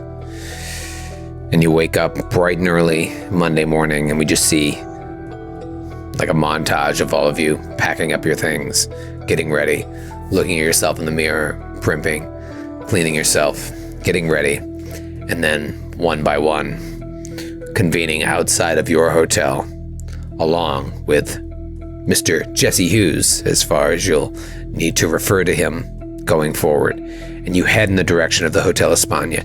You get there and you see 3 trucks are there. Maybe it's like 7:45. And they're there, they're ready to go. You also see Augustus Larkin. He looks light years better than he did when last you saw him. He's got a crisp white suit on, perhaps the same suit he was wearing the other day, but now it is pressed. His hair is done, his shirt is all buttoned up, you can't even see a little bit of the tattoo sneaking out. His sleeves are down so you don't see his blackened arms and blackened veins. He looks fresh, and he waves to you. Hello, my companions. Are you ready? You're here on time. I'd be lying if I said I wasn't worried that you wouldn't show up at the last moment until I saw you with my very eyes. I just can't believe this is coming to fruition. Wonderful. Just going over some last few things with the men here. I'll be with you shortly, but don't go anywhere. We're going to be boarding up in about 12 minutes. And he starts talking to one of the drivers, and you don't see de Mendoza around at all. He finishes up with the driver, and that driver goes and talks to the other 2 drivers, and he says, all right, wonderful. We are ready to go. You can probably 3 of you fit in one truck, and then 2 of you in another, or you could split it up any way you want. I'm going to be riding alone with the first driver. You can take the other 2 trucks because we have to talk about certain things along the way. Mr. de Mendoza will not be joining us on this part of the expedition. I spoke to him yesterday, and he had some things he had to do in town. I think something may have come up with his family. He did not say as much, but that was the feeling that I got. And it's possible he may meet up with us later, but as I told him that we may already be out in the wilderness by the time he comes. So unfortunately, he won't be joining us on this. But I'm not too concerned. I have the 5 of you, and you are all ready and raring to go. So yes, we are all set. So he's meeting up with us. Oh, when? He might meet up with us, but as I told him, you'll have to find us in Puno before we set off for the overland journey, because by then it will be like finding a needle in a haystack. So If he chooses to, he will leave tomorrow and take a steamer all the way down, and then the rails. That's his only chance of reaching Puno on time. But he has money, and he could do that. It's unfortunate. I think he would have really enjoyed seeing the area, and I'm still holding out hope that he will meet us in Puno, but unfortunately he won't be joining us for this leg of the journey. I can't remember if you went into this when we first met, sir, but how did you guys meet? How did you guys fall into one another? De Mendoza, God, I meet so many people, but I met Mr. De Mendoza when I first came to Lima, and we just really hit it off, and I was looking for some help, and he was looking for work, and so it just seemed to be a match that worked. I don't know how much you spoke to him the other night. He does not. He's a bit of a quiet fellow. Yeah, not a talker. Not a talker, and I will admit he is a bit of an irascible fellow, but he and I get along enough so that he was happy to work for me. I am disappointed that he is not here for this because we've been talking about it so much. But This seemed like something he wouldn't want to miss. Yes. Well, that's why I'm still holding out hope that he will meet us in Puno. But unfortunately, he will not be here. Luckily, we have a strong presence like you, Mr. Tillinghast. I think that you'll be able to help, and Charisma goes a long way. You know yes. what I mean? Well, we'll need all of that with the locals when we get out there. It's a shame that only Mr. Hughes here speaks Spanish, but I know everyone out there. We will get by. But look at the time. We must get ready. Please choose your trucks, and we will set off for the adventure of a lifetime. And so, how do you guys want to group up in these trucks? I don't care which I want to truck. sit with Elias. I just want to sit in the front because I get car sick. Yeah, me too. All right, so you sit in the front of one of the trucks, and Carter, you want to go with Elias. What about Fairuz and Vaughn? Now that Mendoza's not here to keep an eye on, Vaughn is kind of bewildered and is like, suppose I'll sit any old place. Who else is with us besides the people that we know and have met? Are there randos with us? Just 3 rando drivers. Okay. And the 5 of you and Larkin. That's it. Nobody else was joined the expedition. Now you know that the professor wanted to, or had offered his services, but he was turned down. And then almost murdered. It's almost as if he knows too much. Perhaps he knows a little too much. I think if at least we split up into twos, then we'd be able to ask the 2 different drivers. Yeah. Get some whatever information we can. I'm trying to see. Yeah, I have mediocre charm and stuff like that. I do not. Okay. And Fairuz Carter has some charm, so maybe That's all I split got, up Carter and Margot. All right. So we'll say Carter and Elias are in one truck, Margot in another truck, and then Fairuz, do you want to go with Carter and Elias or Margot? And same question for Vaughn. I'll go with Carter and Elias. Then I'll go with Margot. Margot and Vaughn. Thick as thieves, hospital buddies. So you set out, and these truck drivers are pretty gruff, and you probably think they speak very little English, but they can get by. The journey by road is approximately 800 miles, and it's going to take 3 days to get to Puno, traveling down the coast to the city of Camaña before heading up into the Andes Mountains and across into the highlands. The other way that he was suggesting is that you take had you decided, we're going to go our own way, or maybe this is the way that De Mendoza is going, you take a steamer from Lima via Molendo, and then you can take the rails, and it's faster, but it's a little more expensive. And Larkin is footing the bill for this, so It worked out. And then in 1921, there are no commercial air services between Lima and Puno. If this was a pulp game, though, you could technically hire a private airplane.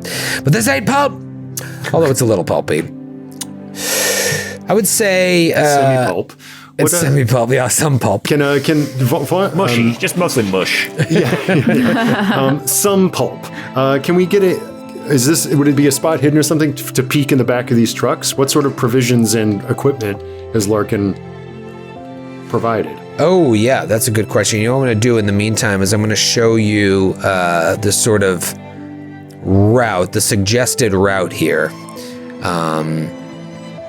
that you're going to go. So you'll see Lima, and then there's the city of Pisco, and then all the way down is Camaña, see it? And then once you hit Camaña is when you head east over to Puno, which sits right on the shores of Lake Titicaca, and then from there is the general area where he says the ruins are. So you see what that route is going to look like. It's a 3-day journey by car to get to Puno, and then it's probably the same length by foot to go just that small distance to wherever the ruins are. And that's assuming you go directly to where the ruins are, and you all have kind of concerns about whether or not that's possible, although you feel like those fears have been a bit assuaged by Jackson. So there's like digging equipment, there's shovels and tarps, tents, lanterns, blankets. There's equipment that pack animals would carry, so saddlebags and other stuff, everything that you would need for an expedition, and most importantly, nothing out of the ordinary. Okay. Yeah, the music is very non-confrontational. I feel like this is a very peaceful. It's a beautiful NPC town right now. During a large portion of this car ride, Carter is just talking off Elias's ear, just like being like, look, I know you're writing this book, and I know you need a protagonist, and I know originally you said you're not going to do nonfiction, right? But just want to see, should you shift into fiction? Again, you're going to need a strong lead character, kind of a rake, kind of somebody the audience can get behind. I don't know if you noticed, but I had some probing questions back there about how long that Larkin knew de Mendoza. I mean, I was asking other questions along the way. Yes. I sat in a bar for a while. Are you thinking he's you're suggesting you? Yeah, I think right now, I mean, look, you got that guy that was in the war. Great, he's handsome, he's cool, he's got an interesting accent. But you want somebody that's gritty. You want someone with boots on the ground. You know what I mean? Yes. So I'm not going to push it so much right now. And then, 10 minutes later, he's like, now listen, if chapter 2 in the book starts. And he tells you, he's like, Mr. Tillinghast, I actually began as a fiction writer. My interest in dark stories began by reading them and then writing them. And then as I learned more about the world, I found out that a lot of these dark stories had even darker truths attached to them, and that's why I went the nonfiction route. But I'll tell you, there's something about all of your stories that makes me want to go back and dabble into fiction. Yeah, and in terms of dark truths, let's talk commissions, because that's something that a lot of people don't, I think a lot of people try to, I'm not going to say 40%. I'm not going to say that right now. Sure. Well, I'll tell you, if I'm able to finish my book on this journey, you will all be thanked in the afterward. Oh. Okay. Yeah, that's. I guess that's kind of meeting in the middle.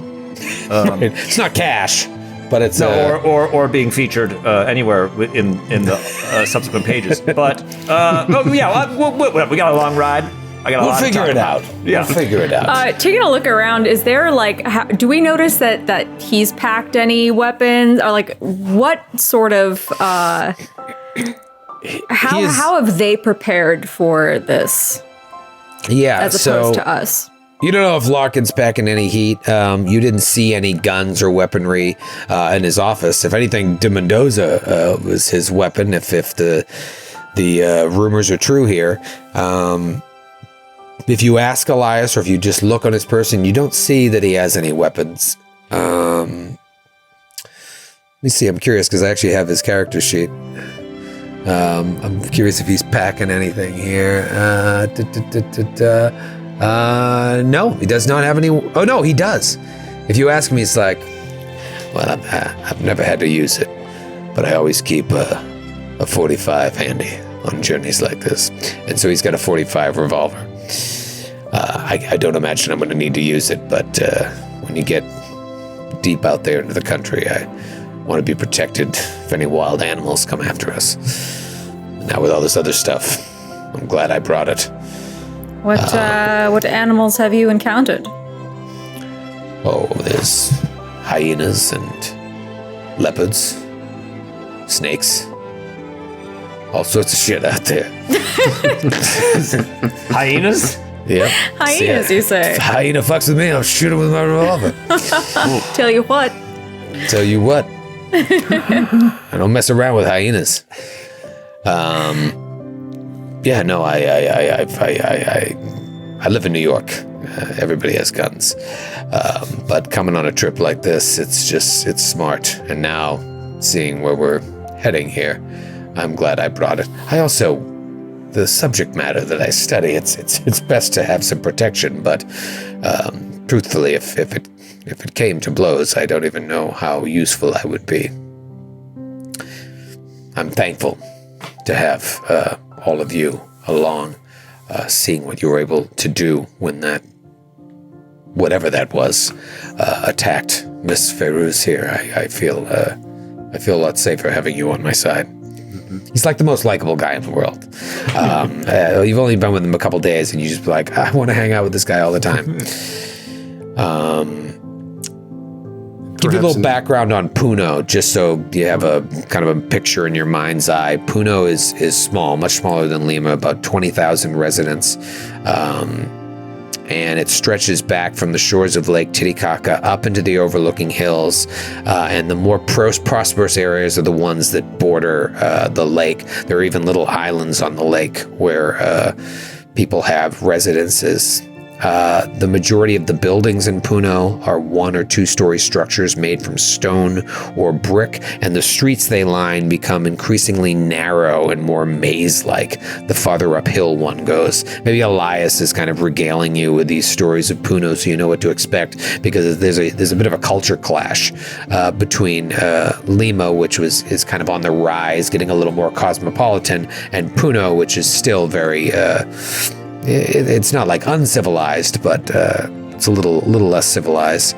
The center of the city has a broad plaza ringed with greenery and trees, overlooked by the Cathedral Basilica of St. Charles Borromeo.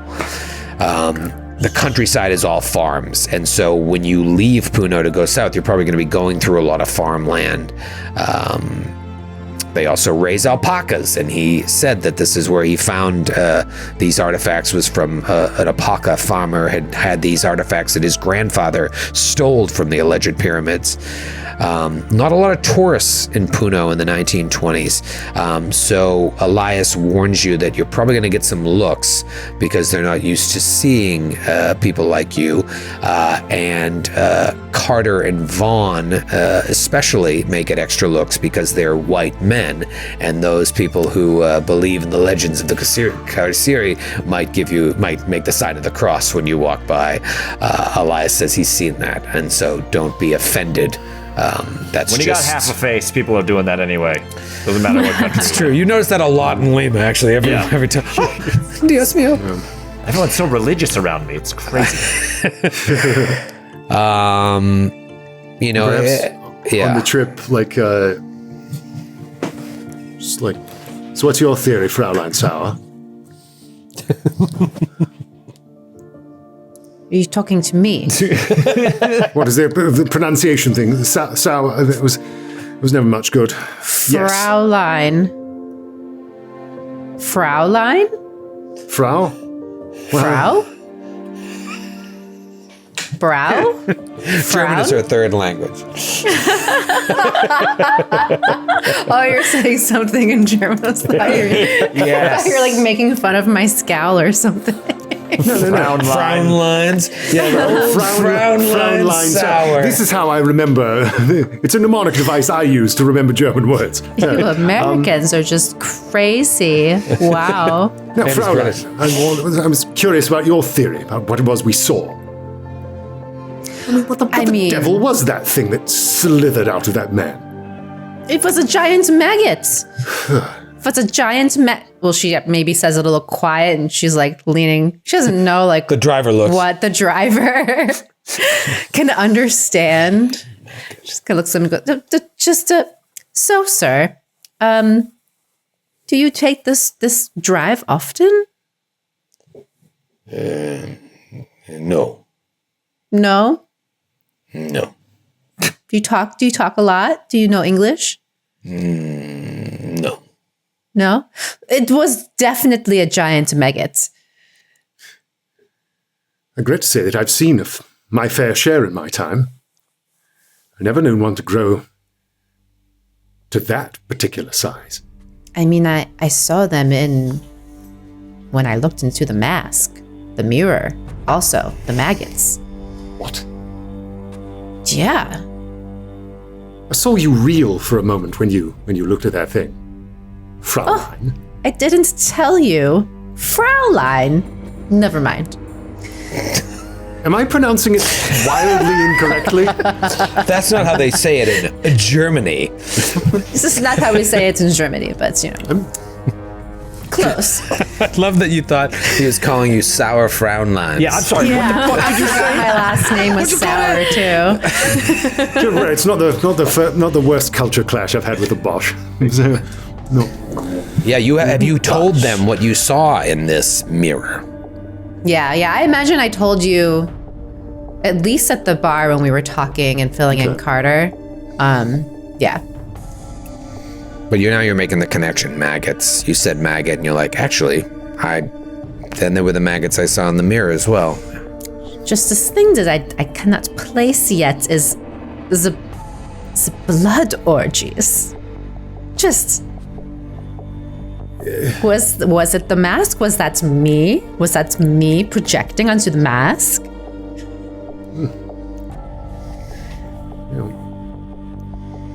What do you think? I'm not. I don't speak English. Oh, not me. Oh no, let's hear your theory. No, I don't understand. Driver, what do you think about blood orgies? I do not understand this sad-looking, frown-lined woman with creases on her face. In the other truck, Carter turns to Feyruz is like, I bet you they're not talking about shit up there. I bet you that truck is boring as hell. Yeah. Dude. Well, they don't have the heroin. You know, this one time in Berlin, there was no blood involved. But never mind. Anyway, Okay. I just cannot place the blood orgy. Can I tell you, Troy? I just rolled psychology, and I rolled a 14, which is 4 above my actual skill. So I'm just going to go ahead and foolishly spend the luck to get under it to make my so I will attempt to actually so Villiers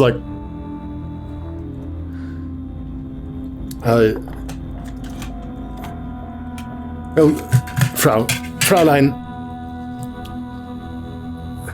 I think maybe when you looked in that thing, it was what you might call a fearful trigger. Your mind is telling you what you're afraid of. You'd seen a horrible thing come out of that man, and you saw it again there. As for this bloody orgy, I can't say I know where that comes from, except to say that human desire is a great mystery, and perhaps it's showing you something,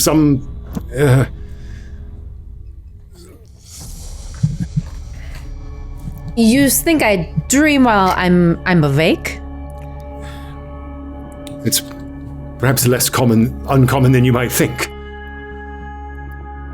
I think we fool ourselves into seeing all sorts of things, and this is what explains most of the humbugs in the world that you hear talked of these days. Have you never seen anything weird before? I've seen a great many weird things in my time, Fraulein Sauer. And not one of them needed a vampire, a devil, or a god to explain them. Well, I saw what I saw. The reasoning, I'm not too sure. But I don't know. I really hope De Mendoza doesn't meet up with us. I certainly hope so as well. Yeah, very In the strange meantime, I keep vision. my eyes on you, since that's the sort of vision that I think came from your own mind. So Keep your eyes on me. Well, make sure to give you something to look at. and you can see him just like looking at you quizzically throughout the rest of most of this journey. And the driver is the most sane person in that truck.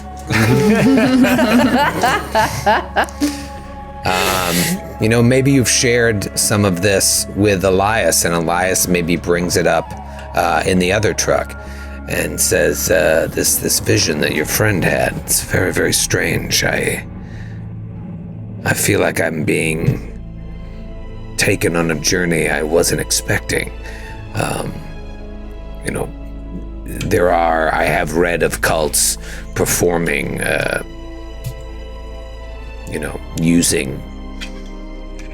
mixing sex and death. I don't know what is going on here, but I think we're going to find out a lot once we get to this pyramid. And you continue on your journey, and eventually, as you start to, maybe around day 2 of this, the altitude starts getting to you.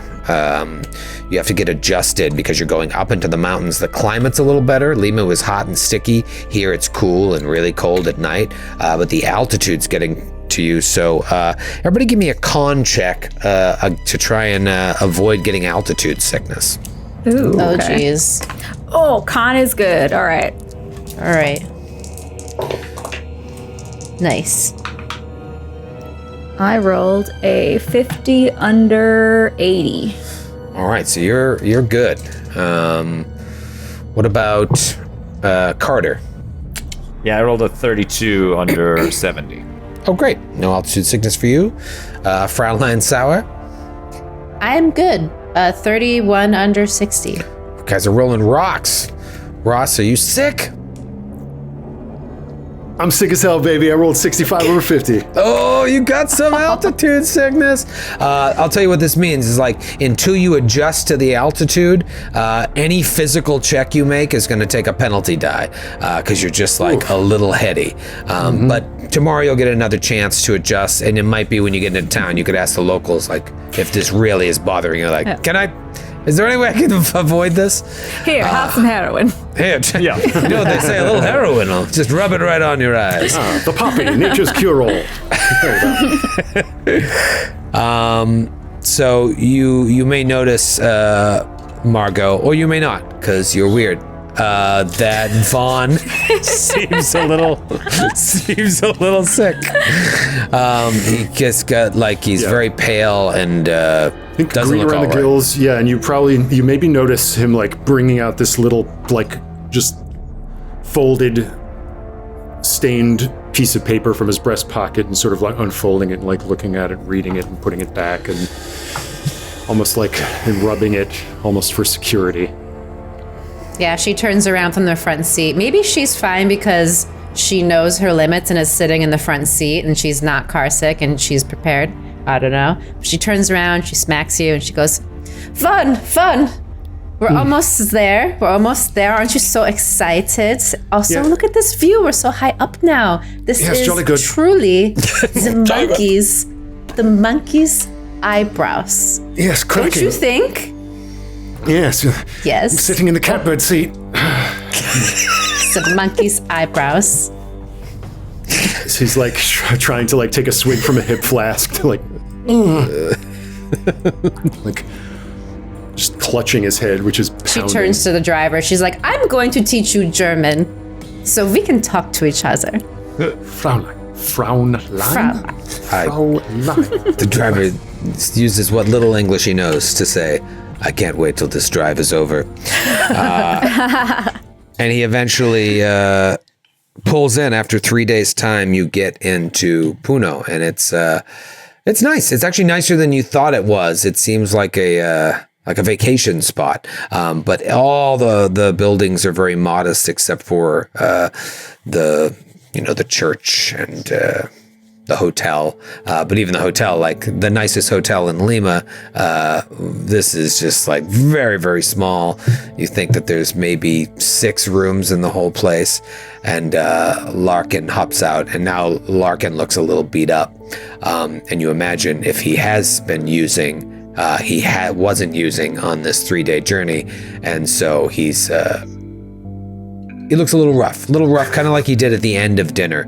And he's like, well, this is it. We're halfway to our destination. I don't know about you, but I am exhausted from that road journey. And I am just going to check us all in and call it a night. Obviously, you're free to do whatever you like. Although, having spent some time here, I can tell you this is not a place to go bouncing around. I would stay in the hotel. There's food and drink. I just wouldn't wander here at night. It's a bit lawless when compared to Lima. But I'll check you all in, and you can just go get your rooms. And tomorrow we will get up bright and early, and we will begin our trek to the pyramid. Actually, we'll probably have to leave in the late afternoon, so you'll have some time to yourself during the day. Just please meet me by 2 o'clock-ish. I'm going to go in the morning and gather all the pack animals that we'll need and just the rest of the supplies. So 2:30 at the latest, and we'll head out there. I hope you feel better. And she kind of gives like a very not subtle wink at him as Thank you. and then slowly backs away without turning her back towards him. Thank you. And you see him go in the hotel, and he's just talking to the woman and looking over his shoulder at you guys and talking some more. And then he just waves and gives the motion like you guys are all set when you want. The drivers pull in and begin like unloading the supplies and whatnot. And Jackson comes over to you and is like, he's not wrong saying that this area isn't the safest, but I know people here. I think we'll be fine. And if he wants to leave at 2:30 tomorrow, I say we go speak with Naiara now. It's still early. I'm not surprised hearing what you said, that he wants to turn in. I think he's probably going to go ride the dragon. But for now, I say we use this time to speak with my friend, and you can ask any questions you have. So, Capital idea. let's go. And so he takes you outside of the city on foot. It's a little bit of a walk, and you do, Carter and Vaughn, get dirty looks from everyone you walk by. Some of the older people like stepping back in shock. They're just afraid that you are Karisiri. Other people just give all of you looks because they know you're not from here and they're not used to seeing foreigners. So he takes you to this area up in the hills just above Puno and goes up to a house and knocks. There's no answer. He knocks again. Still no answer. And then there's a small little hut next door, and a neighbor pops his head out and like waves at Jackson, and he waves at the guy. Clearly they know each other, and he gives you the "I'll be right back," and goes over and speaks to the guy. And the guy's like pointing and talk while he talks to Jackson, and Jackson's talking to him in Spanish, so none of you know what he's saying. But he comes back as the neighbor goes back into his house, and he says, I'd be lying if I wasn't concerned this may have happened, but when I first came here and began getting to know the area, getting to know some of the locals, and I met this Yatiri, as they call them, healer, wise woman, Naiara. She became paranoid as we kept talking that someone was watching her. Every time we would meet, she was always looking over her shoulder. She believed it was the Kari Siri because we were speaking of the Kari Siri, and so she thinks that just by mentioning them that they're gonna know. And now I feel like a fool dismissing her fears so callously, having seen what happened to Professor Sanchez. So I even ignored her paranoia. But her neighbor, her friend, who I've met, he said she has moved on from here, and she's staying with friends on one of the floating islands of Lake Titicaca. I'm going to leave it up to you. I believe we could get there tonight. It is still early, and she would show us wonderful hospitality. We'll find out everything we need to know, and then sneak back to the hotel in the morning, and Larkin won't be any the wiser. The other option is we go back to the hotel and we never speak to her. I feel like it would be worth it, but I want you to feel comfortable with the decision as well. This would be a little bit of a trek. We'll get there by nightfall, but I feel very close to this woman, and I feel like she would welcome us with open arms. Do you think we should send some people and keep some behind? Like, is there anything else? Because this would take up all of our time here. Is there anything else we would want to do here? I mean, that's up to you. Elias seems to think like we're good. Better that de Mendoza isn't here. The only wild card right now is Larkin, but it's going to be, as far as you know, the five of you and Larkin making the rest of this journey.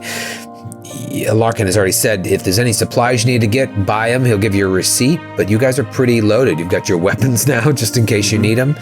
You've got your heroin. You're pretty much set. What else do you need when you're in Peru? Have H-Will trap. Yep. Carter's down to.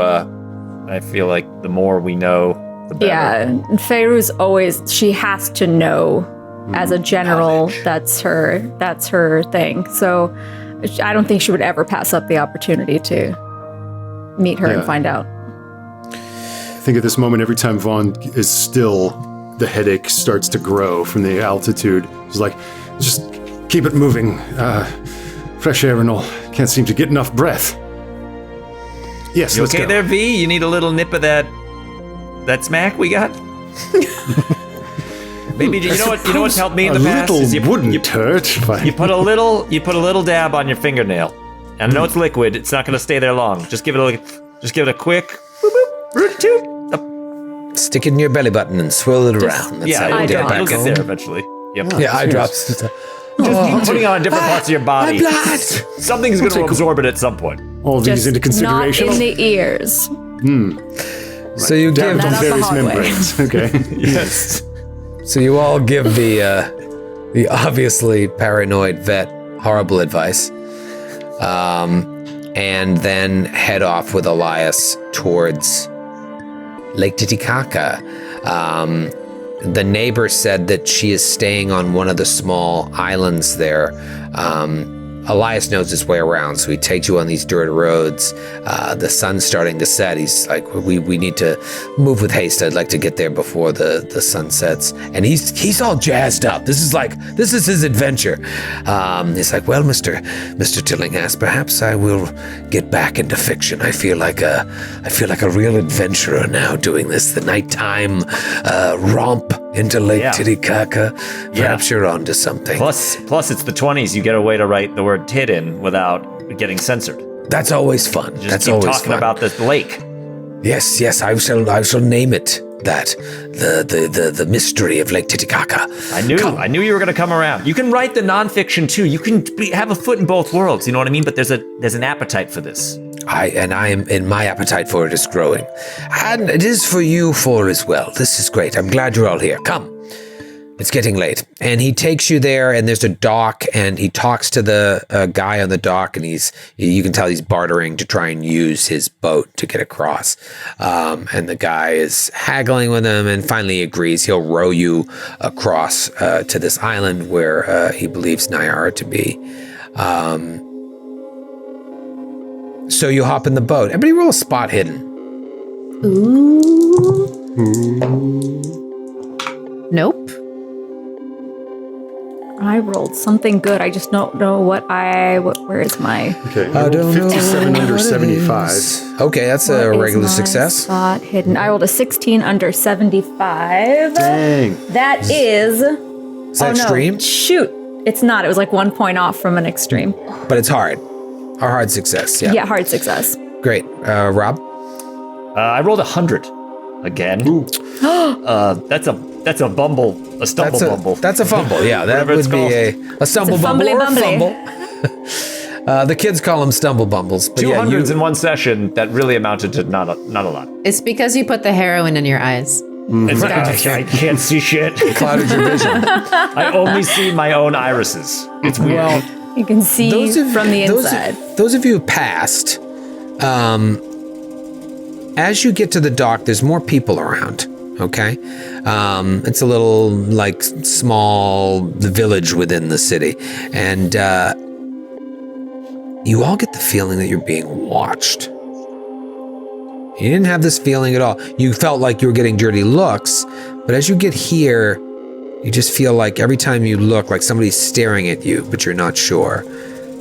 You get onto the boat and you start to take off, and you're floating out in the water, and Feiruz, you just see like a middle-aged woman with a young boy just staring at you. I just kind of nudge. Well, I guess since Rob can't see, You nudge his bad side. I'm gonna nudge Marco. Do you see that? She darts around very conspicuously, I guess. And do I get the feeling? Oh, I'm sorry. Go ahead. No, I was just gonna say, and then I guess on shore, sees the people. Is this like a what are these foreigners doing here stare, or is this like a creepy? Well, you all got that sense someone was like people were watching you. And you did get those dirty looks, and even you got those dirty looks. Obviously, Carter and Vaughn got worse looks, more superstitious looks. But this moment, as the boat's taking off, you're kind of looking at all the people milling about, and you just see this woman and this little boy just staring at you, like they got caught staring, and it's something just very unsettling feeling, watching all of you, and then they turn away and disappear into the little village. What was that all about? What? You fall off the boat and drown. Yeah, I drown. I can't see my own arms to swim. We are quite the gaggle of individuals. That's true. We were getting stares earlier. Just something very unsettling about that. That child should have been dead hours ago. That's it. Agreed. That is definitely what is creepy about that. You just float along. Your youth is when sleep is most important. You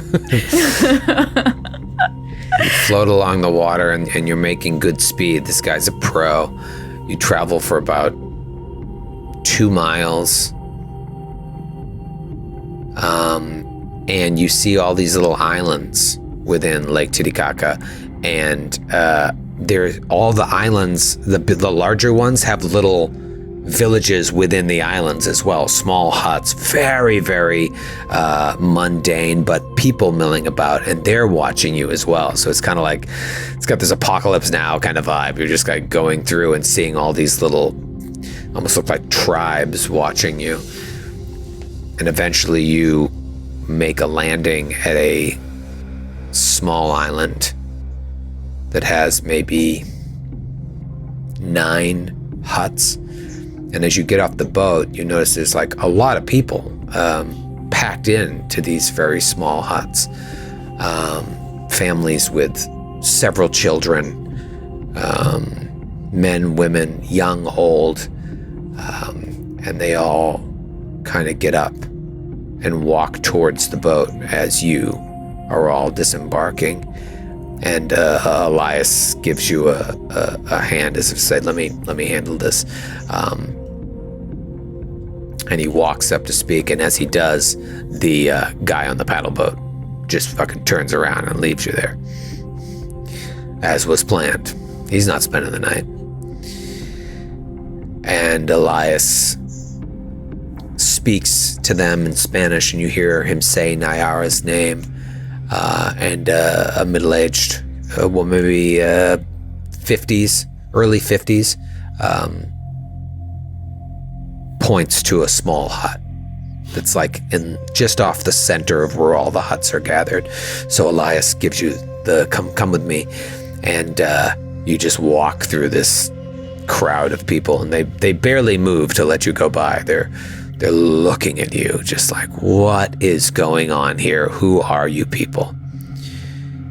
And Elias walks up to the hut and enters, and right behind him you come in and you see this old woman with like white hair just sitting on the dirt floor of this small hut. There's a bed, there is a table with like a shrine on it. It's burning some sort of incense, and she's just sitting on the floor, and she sees Elias, and her face just lights up, and she goes to get up to hug him, but he waves her off and hugs her instead.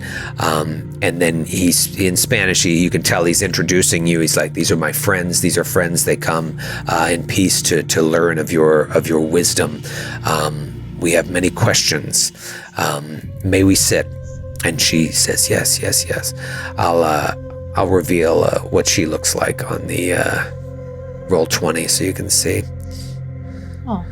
It's about mid-70s, wrinkled, bright, lively eyes, though, even though she looks very old and like she's seen some shit. She laughs. She's got like an infectious laugh. Jackson says something to her funny, and she just and he says, I'll speak to her and then translate what she says, but I'll imagine that you can hear her voice, so he's not just doing this role play where I just say something in Spanish and then have him translate. No, I think that's how this should go. Well, here, you all have, this was just like Pathfinder would be like, you can all comprehend languages.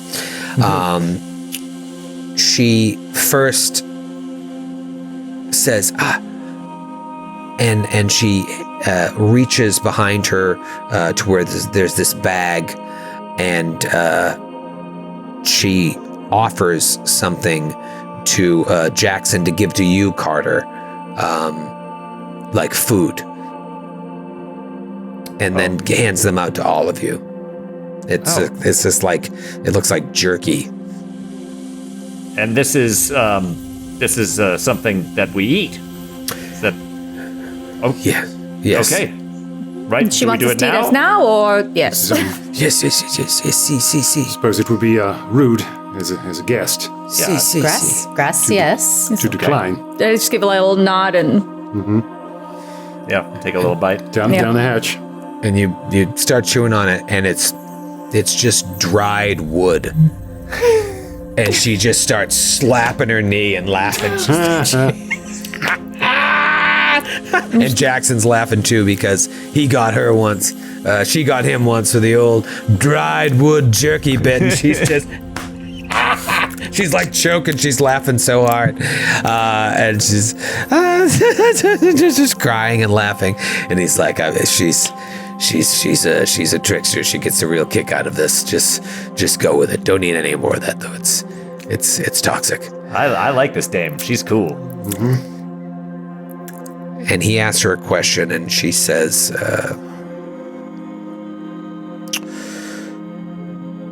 "I know an old story about how a ancient and evil god fell from the sky and landed here in Lake Titicaca.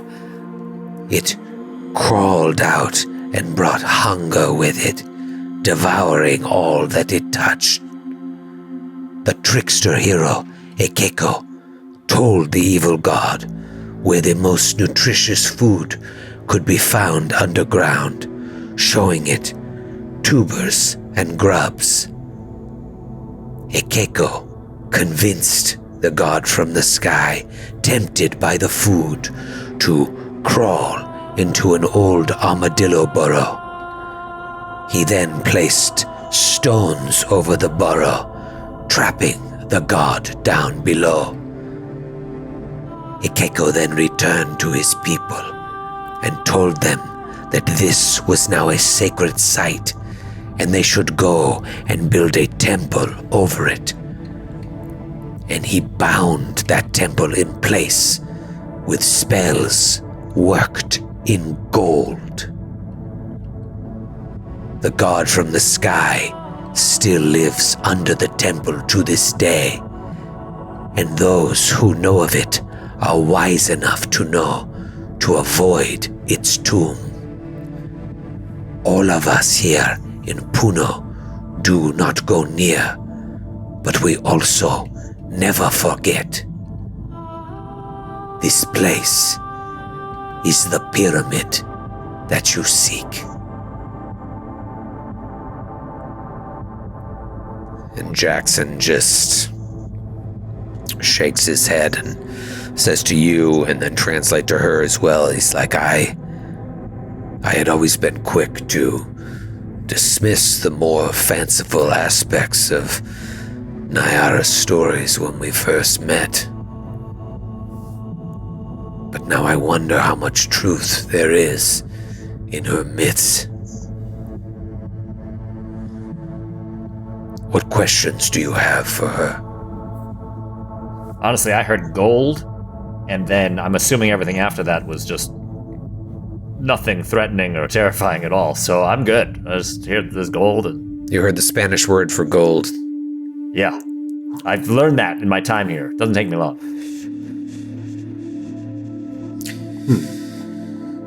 I feel like I want to ask about the vision from the mirror mask in a way that won't freak her out, potentially. Okay. How do you word it to Jackson to translate to her? So I'm thinking Jackson already knows because we talked about it at the bar. So I just say, like, I want to... Like, all of this seems connecting with, like, this evil god and with the grubs underground and, like, seeing the maggot in that guy and then seeing the maggots in the vision. And then there's these pieces that don't have any connection yet, like the blood orgies and the dancing. Well, did the maggot seem like the worm that we saw in your vision? There was a similarity to them, for sure. Yeah, it's hard to say, oh, this were exactly it, but it seems too convenient that you're fighting this gross-looking, slithery, larvae-like maggot, and you saw an explosion of maggots in your dream. Yeah. Just, like... I feel wary about saying that, like, we saw a golden mask and we looked into it because also, like, the treasure from that place, with it being sacred... Yeah, you don't know, maybe somebody stole that from there, but like at the same time, if anyone's going to believe a story like that, it's her. She just told you. that they believe in God trapped another god, and they built a temple over it, bound the god in place, and spells worked from gold, and now no one goes near there. And that's the pyramid you seek. So I think if anyone's going to be hip to what you're throwing down, it's her. I guess just like tell her that, and that we saw it in a golden mirror mask. And can you elaborate more, maybe? She closes her eyes as Elias translates this. And her eyes pop open wide. I have seen the same things in my dreams as well. Perhaps these maggots come from the god who sleeps beneath the temple. Perhaps this pyramid is the same one from your vision. Maggots feed off the dead. I pray that you keep your life so they do not feed off of you.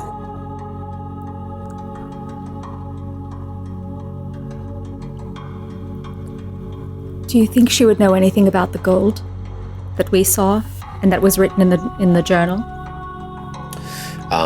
Maybe Jackson says, should I show her the piece that I took? Yes. Yeah, she holds it, takes it from him. And she's like, this is part of something greater. Perhaps this was part of the ward that held the god in place. If so, it must be returned. It must be returned, for if the seal was broken, he could get out. And then she quickly hands it back to Elias, like she doesn't even want to touch it.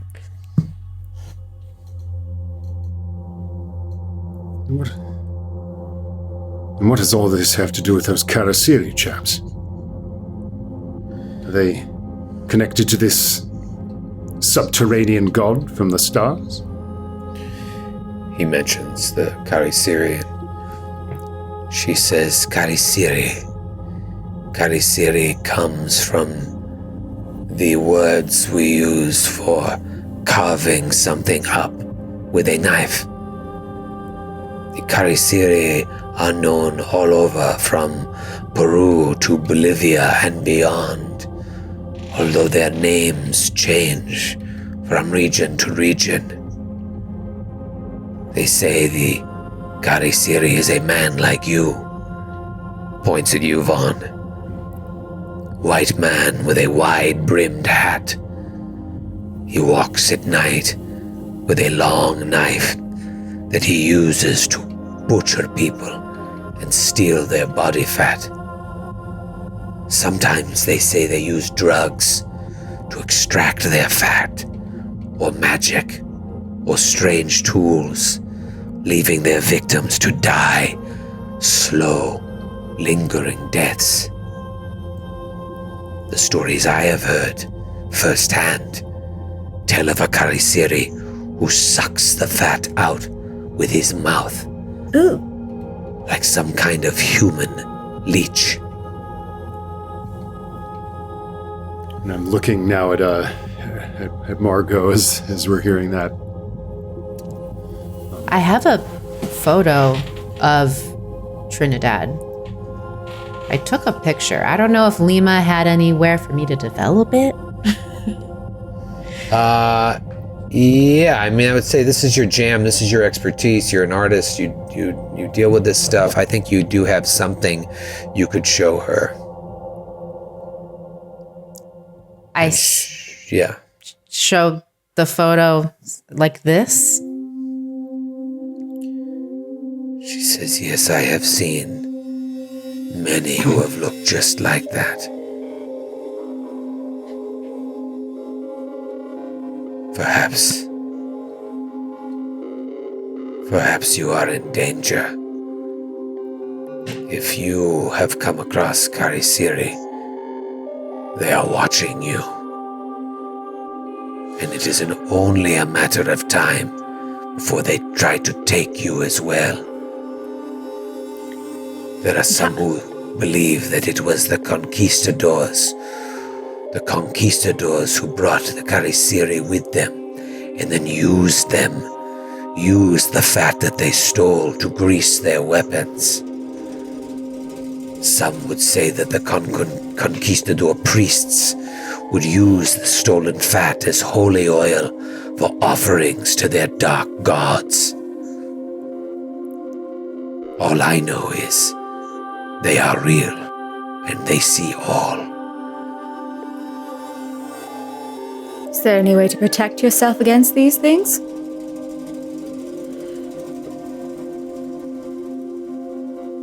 Act first. Do not travel alone at night, and always burn the bodies. But in my experience, those who encounter Karisiri do not live to tell.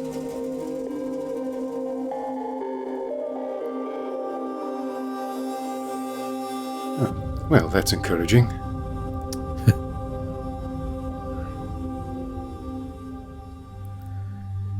Jackson says, if there's nothing else, Naiara, can my friends and I spend the night here? It would be good to see you once more, and I want to speak with you. They found this journal, and we are heading in the direction of the pyramid. We have someone with us who says he knows where it is, but all of us are unsure if he can be trusted. Do you think, based on your knowledge in this, you could give us an approximation of where this is? And she gives the kind of nod that is like, I don't want you to go there because you won't return. But if that's what you want, I can help.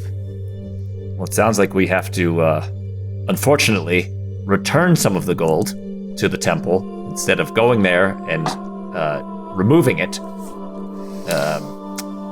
So I think that should be hopefully incentive enough for her. And Jackson is like, yes, if what she's saying is true, then returning that will be important, but we're all going to do just fine without going against customs here. Anyway, we should let her rest. And you can see she's weary from even like talking about this and seeing the picture of Trinidad. So thank you for your time. Thanks for the wood. This is a good one. Thanks for the dried wood jerky, you trickster. And Elias, maybe one of her daughters or cousins comes and offers you space. Wouldn't have been as nice as the hotel, but there are beds that you can sleep in. There's a hut for the women and a hut for the men. So Jackson will stay with Carter and Vaughn and Margot, and Feyruz are given their own quarters as well. And you're just sitting in these rudimentary huts on an island in the middle of Lake Titicaca. Carter's like, I'm having some trouble. I'm having some trouble finding the sink and the toilet. Is there? It must be. There's a toilet hut. They point to some bushes. Ah, shit. I mean, yes. Yeah. Yes, that's exactly what's those potatoes I ate 3 days ago. Am I the only one who feels as though his head's been given a once-over with a croquet mallet? God. Yes. Ever since we came up here. Yeah, poor Vaughn's got the altitude sickness. And eating wood. That didn't help at all. No. I feel like Margot's excited to be with Feyruz because talking with Carter and Vaughn, they try to write off everything as like hocus pocus. And I feel like Margot like doesn't fully believe every single thing she's hearing, but like also knows what she saw, knows what she has a photo of, and is like starting to put pieces together maybe. I don't know if they're supposed to fit there, but like saying like, what is with this this expedition we're on to like gets this gold, but then we keep hearing that the gold is what is protecting everyone from this sky god. I don't know. Maybe like what if this is all true and they want us to take the gold off to release this god and then the world ends? Well, it would seem if anything bad was happening, it's already happening. I feel like we're in the middle of it, and I just wish I knew what I spent my entire life trying to decipher what these things mean. And the fact that I can't tell what this thing means yet is just driving me mad. Here, I'll show you. And I start like flipping through. I bring out like my mom's journal. Look at this. And like I start flipping through just rudimentarily, and as you progress, it just gets more and more rambly, and then it just becomes indecisive, and then it just becomes symbols. This had to have been something. And I still can't find out what this means. Did you write this? No, it belonged to my mother. Oh. But I spent my entire life trying to figure out what these sort of things, if there's a code for something, what it all means, how it connects to everything.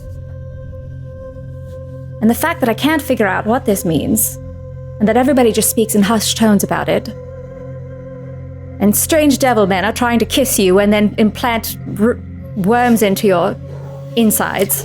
Les, they all do. It is very frustrating having all of this happen in front of us, in front of our very eyes, and have it all just washed away as myths and fairy tales. And poor Trinidad. They're going to cover up her entire reason for dying, and then she'll never get a proper... I don't know. Yeah, they're going to be looking for some regular murderer somewhere.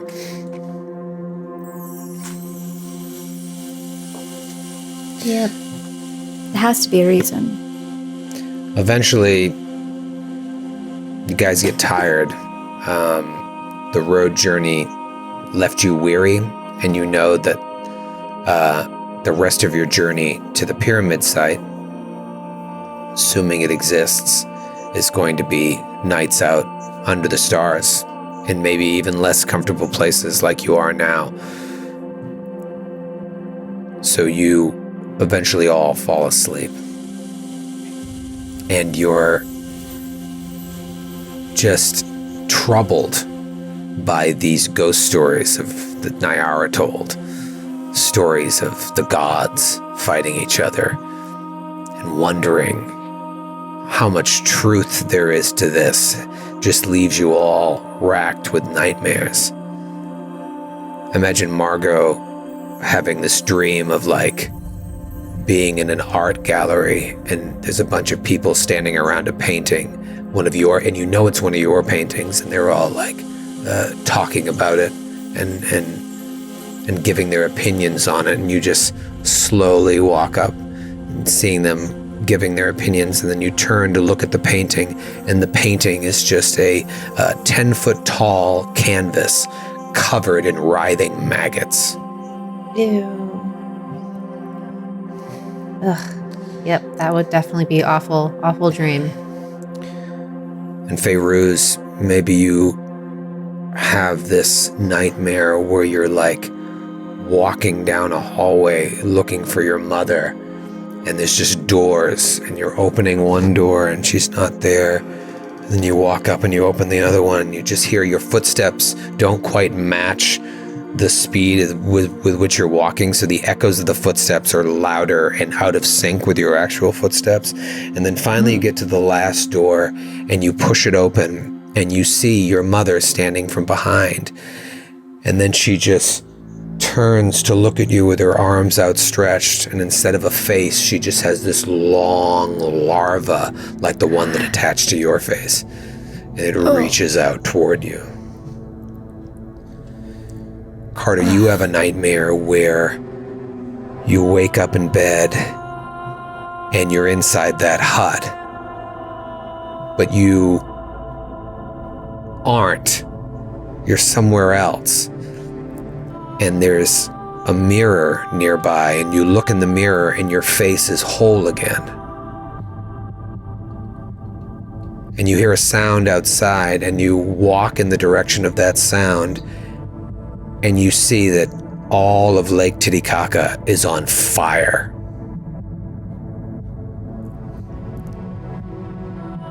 And then Vaughn, you have a nightmare of being back in a foxhole somewhere, and you're trying to load your gun, and your sergeant or your commander is like yelling at you, and you just hear sounds of bullets, and you're trying to get it together, and then suddenly the gun starts to like melt onto your hands, and it starts burning your skin, and you see your skin melting into the gun as well, and it starts traveling up your arms, and then you feel it throbbing in your head, a pain worse than the altitude sickness.